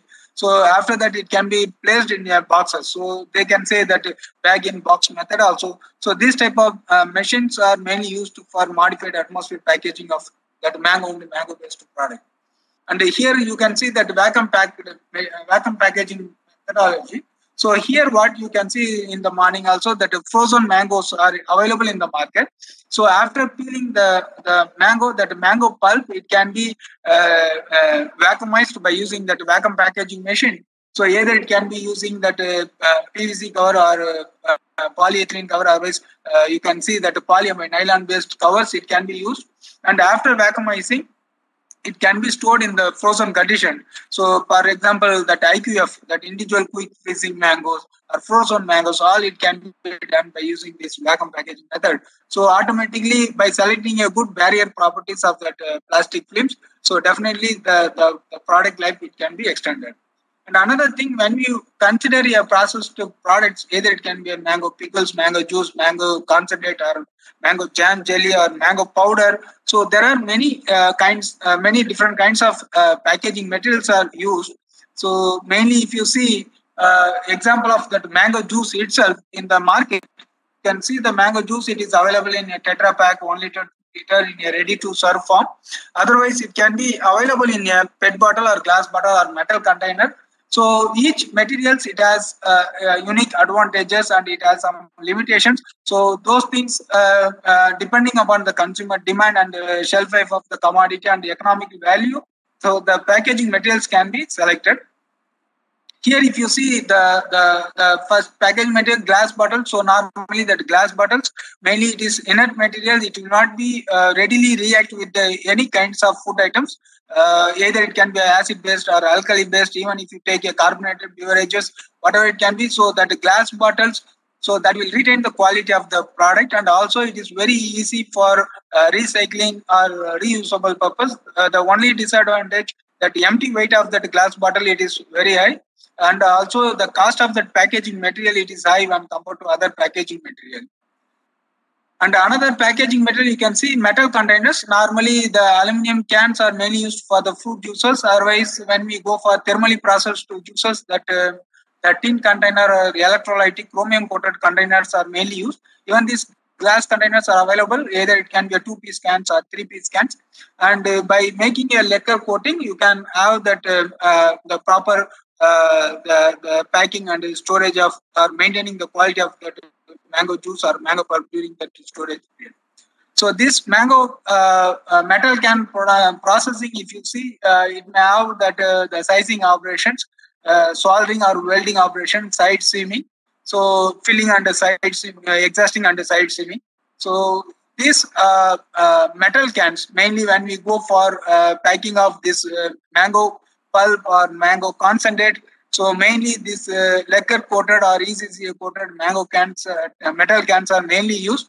And these cans are, it is having a thermal stability. Even when you go for thermal treatment at above 90 degrees centigrade, 110 degrees centigrade, so in such a case, there will not be any deformations which will be taking place in the metal cans. And also during that storage period, it will retain the quality. There are the product available up to 18 months, 24 months shelf life of mango pulp. It is available in the market. So under this PMFME scheme, anybody want to set up the process line for canning of that tomato pulp or the tomato concentrate, it is possible that the whole setup of that canning unit, it can come up to 20 to 25 lakhs. So which includes that can body reformer, can beader, flanger, embossing unit or existing box unit, even along with the retarding chamber. So in such a case, there are many unit operation, many process we have to follow when you make that when you process that mango pulp or mango concentrate.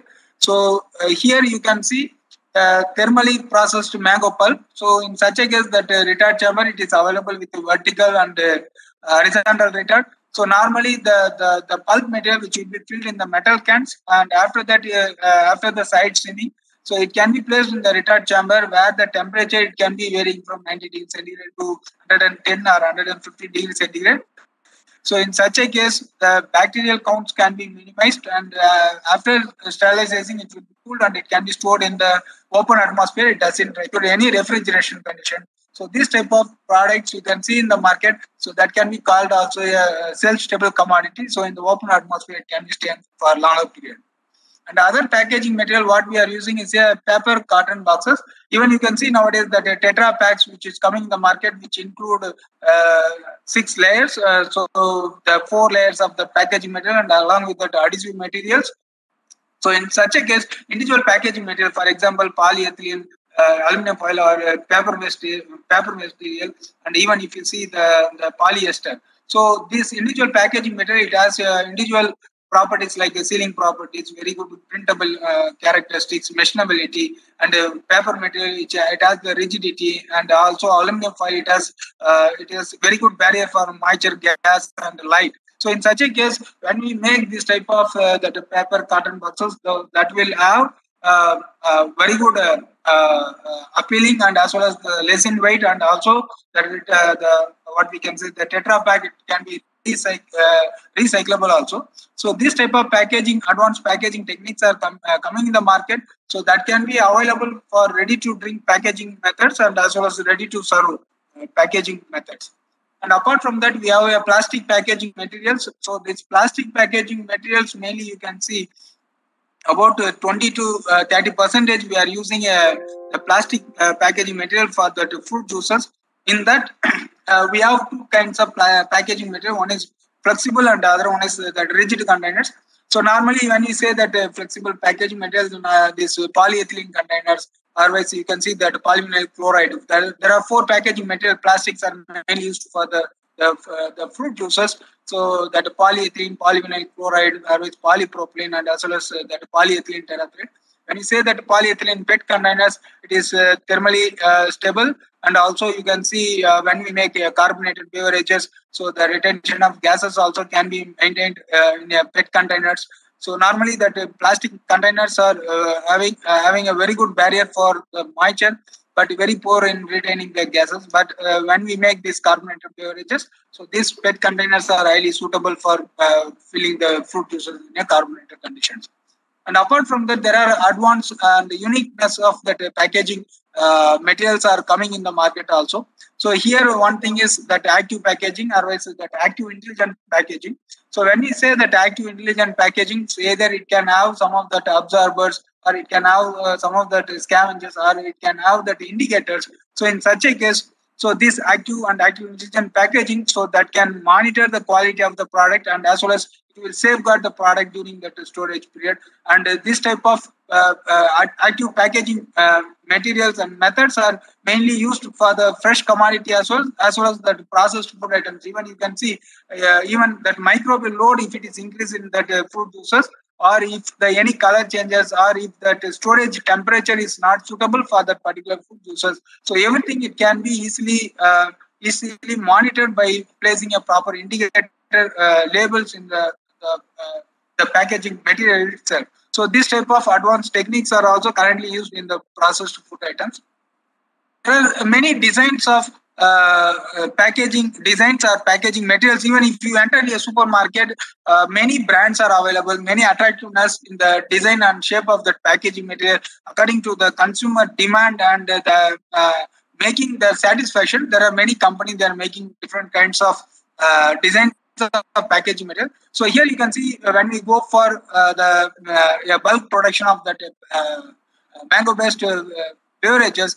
So one, we have that continuous bottling plant. So here you can have that beverages, either it can be a glass bottles or PET bottles, or even you can see a flexible pouches. So in such a case, this continuous bottling units are used, and this bottling units, even it is available per minute, it will be per minute it can fill up to starting from 50 to 125 bottles. It can fill that much fast and more convenient, measurable packaging systems are available. Apart from that, even if you want to pack that juices or pulp in a pouch material, so we have different types of pouch material like stand-up pouches or that resellable pouches. Even you can see that is spout packing method.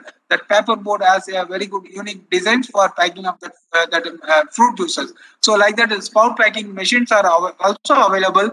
So for continuous production and packing of that fruit juices.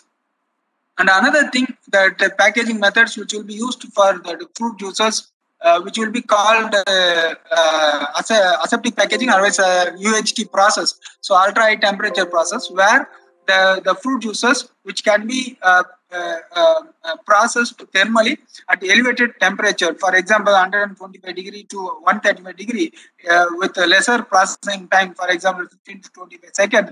So under these conditions, so the presence of microbes, it can be minimized. And also if you take these packaging conditions, if you take the product will have the nil in microbial load, that packaging environment also will be free from microorganisms, and packaging material also will be used as a sterilized one. So under this case, when you make the proper packaging, so your product can be stayed for a longer period. Another method you can see that bag in box method. So many of the pulp industries now to avoid the weight of the containers and as well as to minimize the cost of the packaging material, instead of going for that metal cans or the plastic drums, they are having bag in box system. So in such a case, this type of the pouch material along with a spout, it can be used with a rigid corrugated boxes.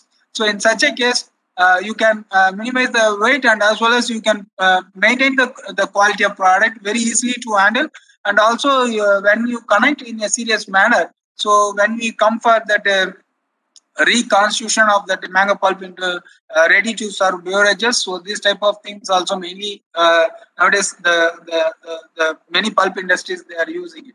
And apart from that, for any the dried product, for example, when you have that mango powders or mango flakes or the dried mango or salted mango, something if you want to pack. So in such a case, these form fill sealing machines are used. So for example, shredded mango, dried mangoes are nowadays coming in your packet. So in such a case, those kinds of the coarse material can be packed by using that cup filling method. Otherwise, these other filling methods, it can be used for packing of that mango powder. Even if you can see that mango kernel powders are available in the market. So in such a case, when you make any kinds of this powdered material, so you can use this what we can say this form fill sealing machine. So it is also available like a vibratory form fill sealing machine.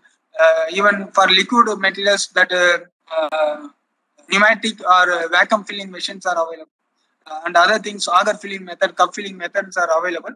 So according to that the capacity and the product nature, you can select a proper form fill sealing machines for your purpose.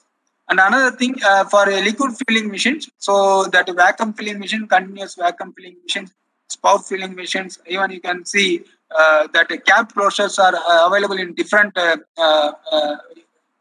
ways.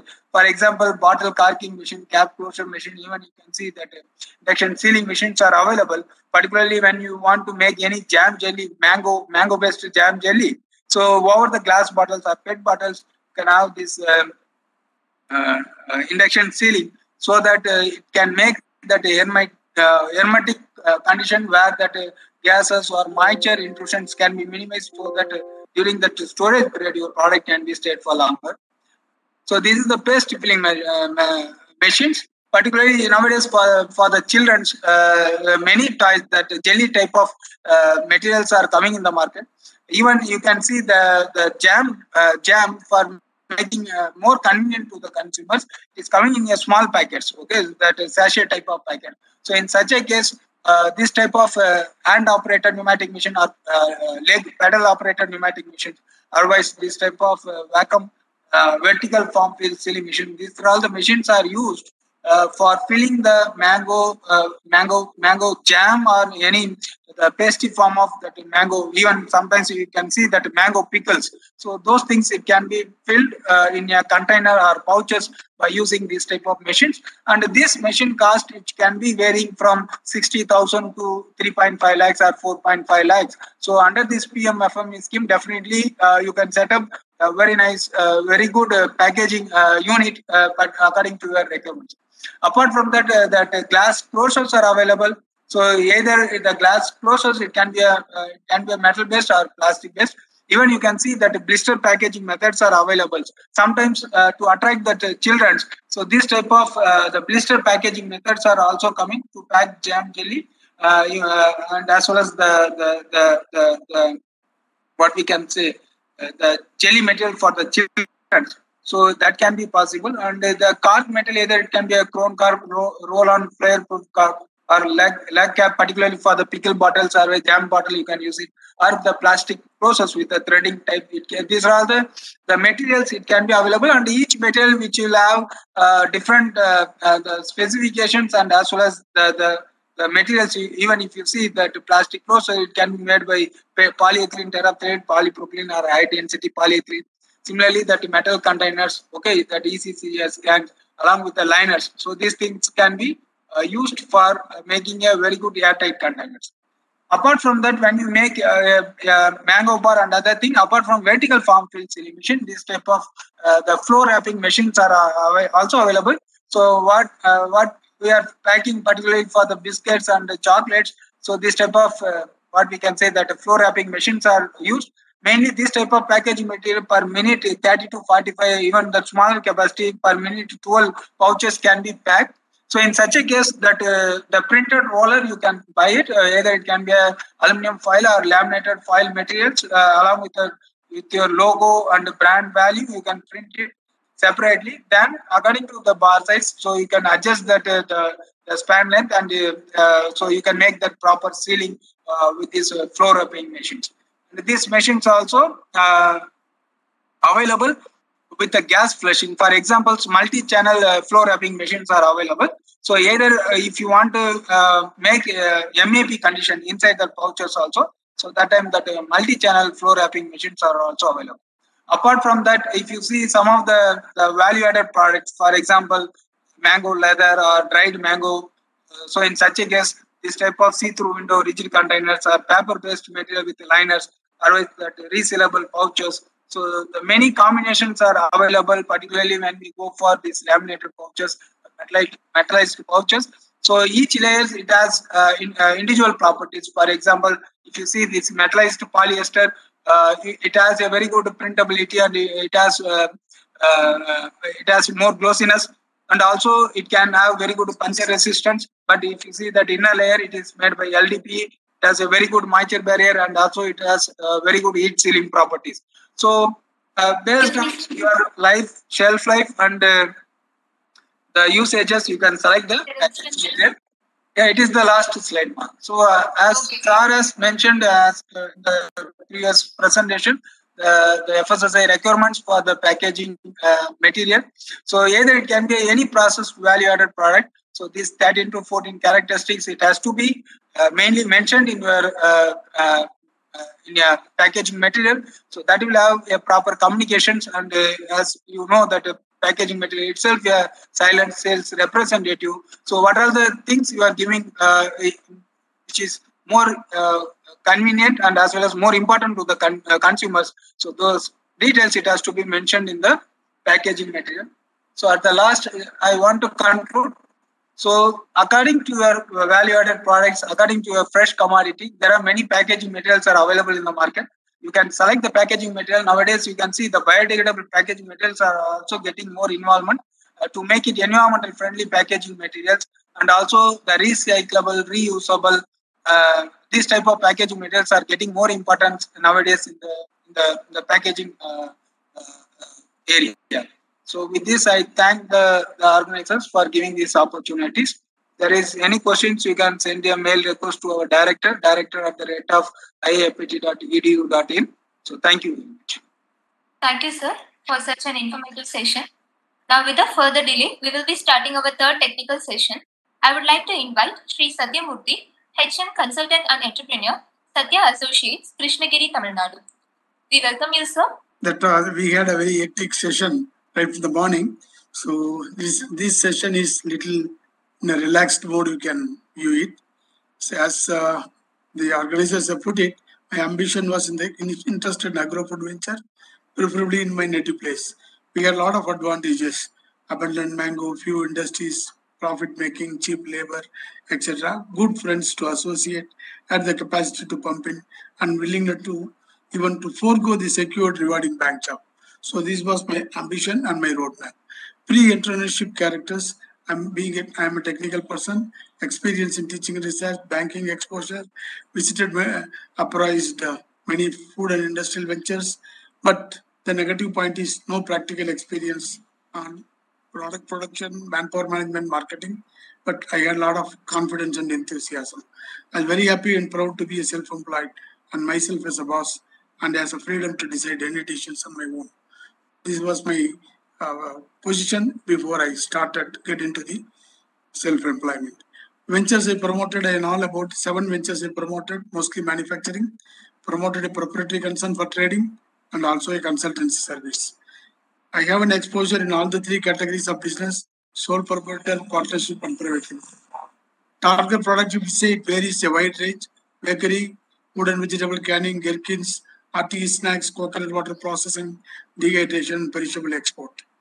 Total project outlay, it was anything between 20 lakhs to 300 lakhs I was able to handle, and both domestic and exports. So you can see there's a lot of experience and tasks, challenges, and the struggles I would have underwent in this process of period of 35 years nearly. Any industry has the facets of what I have narrated here. We'll have to conceive the project, promote a team we'll have to build, identify finance and grants, manpower, technical admin, production planning, workforce, marketing, sales and realization, product development, domestic export trading, accounts management, documentation of events. All these are definitely with any industry it will fit in, and more particularly for food industries. And because the experience is so exhaustive, I cannot cover it in a 15-20 minutes allotted to me. But I'm only concentrating or throwing only 4 areas where I had a lot of problems. One is company formation. Then second is the design of the implementation of the plant, manpower management, marketing, and resource management. So only on these 4 items, I would like to brief upon certain points. On the company formation, generally when we approach any auditor, he will only say, should I go for a sole proprietor, partnership, or a private limited? Each one has its own merits. But generally, auditors advise for a partnership concern or a sole proprietor over private limited, for reasons like it is cumbersome, less expensive, and not much of accountability. The third point is very important: not much of accountability. Unless there is accountability is there, the activity will be transparent.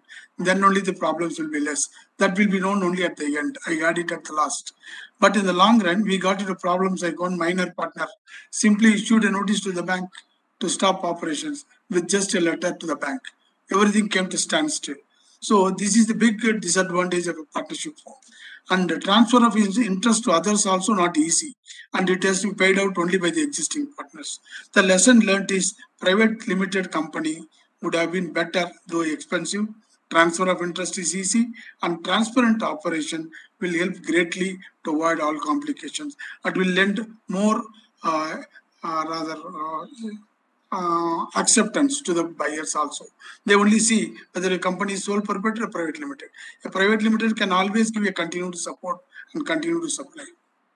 In the case of plant design, being a first generation entrepreneur and no hands-on experience, project crystallization, it was easy as few existing companies were there. Type of product, plant capacity, it was easily decided. Design of the project, it was a big issue. While the crystallization is easy, designing is difficult. Inputs gathered in person from the production experts of the existing companies, machinery suppliers were inadequate and mostly biased one. Simply adopted what is seen with the majority or successful companies. We were to end up with the wrong aspects as well as leading to faulty design and wasteful expenses. So the lesson learned is design and infra of successful units need not be perfect. You will have to apply your mind and design a good project. Timeline, when to start and when to end is very important. Unforeseen, there will be there should be a cushion for that. May go wrong in many ways. Vendors may default. Logistic issues, some strikes have come in our case where the lorry strike was for 1 month in the year 97. So the project totally we missed 50% of the season. Capital infusion with the promoters, it may not come as it was committed. Delay in bank funds release, power supply delays, difficulty in approvals and clearances, issues in erection commissioning, issues in product trials. So what is required is a proper planning with good team support. This is very much essential in the case of a project implementation. Anywhere, on any issue, you can may go wrong.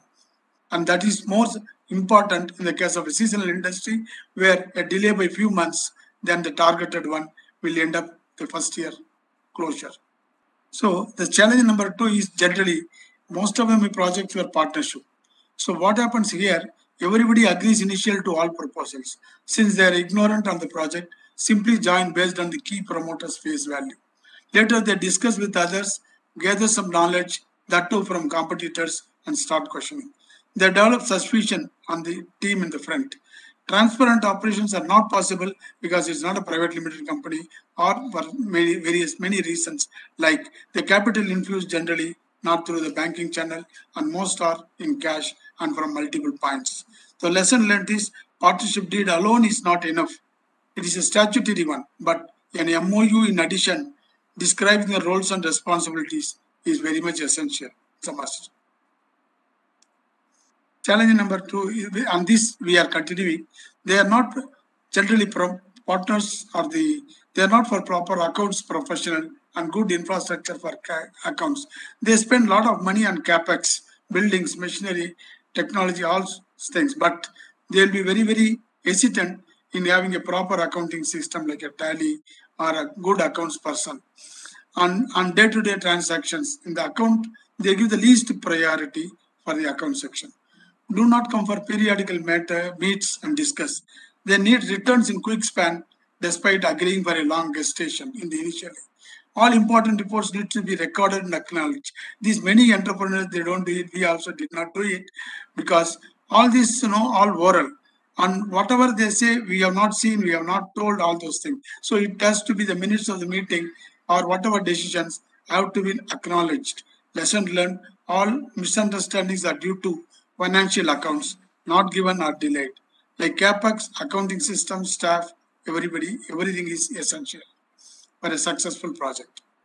Generally, the attitude of the partners, they agree for capital contribution on a timeline.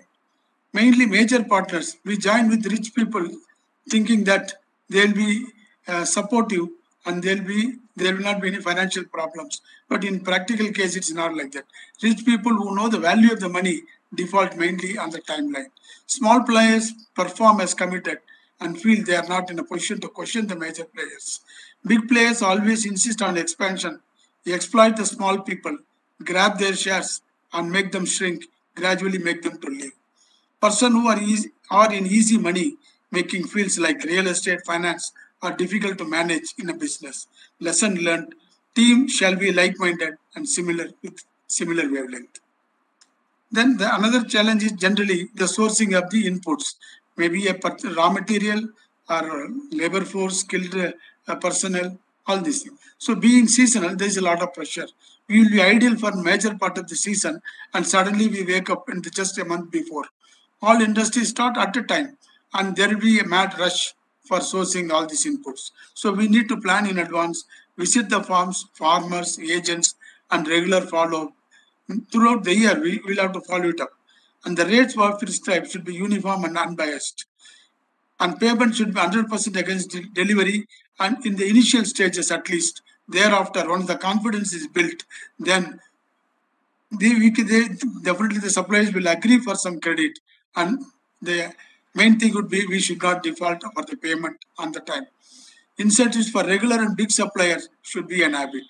Lesson learned: be fair, move friendly with no default on commitment. Challenge 4 on marketing is the most important, because this is one of the toughest areas in our business. Start the industries with unscientific data generally. Performance of the existing units, input from other units, assurance from the traders, exporters. They will say, sir, you start, we will support you, we'll underwrite all this to your production. But that is not going to happen in many cases. Our approach was visited few trade force before and met potential clients. Collected data on the requirements, aimed for export mainly, prepared brochures and product data sheets, purchased few samples from the existing companies and offered to the clients, went for high quality infrastructure for ensuring good manufacturing practices and also satisfy HACCP norms. No glass, no mild seal, no wood to attract the attention. Lesson learned: exporters or the business came to us, and we need not go after them. This is the biggest rule one should follow. When we start an industry, it should be state of the art. It need not be very expensive, but it should meet the requirements of HACCP and GMP. So apart from domestic export, domestic also was required. So what we did, we were not prepared for the retail. So we went in for institutional sales only initially, added more and more products. So we could not prepare, rather manufacture all the products of their need. So we tied up with other manufacturers as a barter. You give tomato, I give mango puree, or you give tomato puree, something like, or you give sweet corn, you give canned mushrooms, something like that, or co-packing in their facility and bringing the stock. Best thing what we did was created a brand, and we registered it promptly 25 years back itself. So that time many people asked, what is the brand? Brand definitely has its value, which I'll tell you later. Tested initial entry in the institutional market, created a network on different styles. Co-packing for others, we did it for some part of the production. Retail, we limited to only local area and we went beyond. The lesson learned: brand based and not promoter based. Domestic, it's only brand based and not promoter based, while exports, it's a promoter based and not a brand based. To keep the clients informed, we interacted regularly, yearly follow-up visits, assured on quality QC developments in the company, kept the prices low for market entry, assured 100% product guarantee, even replaced the whole consignment when things went wrong, increased our product basket. So this is probably only 2 or 3 slides remain. This is about my first processing industry, my maiden venture. Promoters were from different walks of life: professor, property developer, bank employee, and one key person. Nobody has industrial exposure, more particular in manufacture. Only one full-time promoter, no team support, heavy investment in capex, least manpower, infra in admin and accounts. Project was highly successful, 100% export in the 3rd year and with good amount of domestic, but it failed at the end. Reasons like absence of decision-making powers to the people in the front, in the operation, tendency to hold the inventory, speculating on price based on competitors or some other feedback. So decisions was not getting recorded. So in fact, the promoters have assured, don't worry, hold the stock, we will be responsible, we will take care of the any losses if it comes, but that is not going to record it and kept used for the future disputes. So unable to ensure any proper documentation, as I said earlier, account finalization, project planning, poor and untimely. Account finalization has to be done as quickly as possible. Bank support was good, funds management was poor. Silent partners learnt off-baked trade, pose hurdles, insist on areas like profit margin level, commitment to supply, prompt payment, etc., based on what they gather from other person. Key person was not given the authority to take the instant decisions in marketing and led to downfall. Safeguards, some of the safeguards which we found it useful in our experience, staff and workers group insurance. It is we did it from the first year onwards. It has helped us on a couple of occasions. ECGC coverage for exports should be must, though it is not mandatory for the bank. Not lured by unethical practices, undervalue, overvalue, such things one should not do. We also did one time and we got into a lot of a problem. Prompt payment to the financiers, keep them posted with the reasons for default. Thank you. Good business, keep good business ethics, sure of success. Thank you so much, sir. May I now invite Dr. D.V. Chidanand, Assistant Professor and Head, NIPTM Thanjavur, to deliver concluding remarks, please. Respected Chief Guest and Guest of Honor and Director NIPTM Thanjavur, and all resource persons and participants, good evening to all. So now we are coming to the last session of today's program. I think you may be enjoyed with all the technical talks given by different resource persons. I think they gave very good insight. If you want any clarification of any participants regarding the scheme or guidelines or even how to apply an application form and other things, so you can contact us. We will guide you. Will helpful for framing your business. And then any technical details or even technologies required for mango processing, also you can contact us. Finally, I thanks to the all resource person and participants, those who are attending this program today. Once again, thank you all. And then whatever feedback you are already given in the chat box, that you will taken care. And then you will anyway already that what we are morning to evening sessions, all whatever presentations, everything documented, we are uploading to our website. Please open our website and PMFME scheme or even that all data will be available. Please you can download. So once again, thank you all participants and also resource person. Thank you all.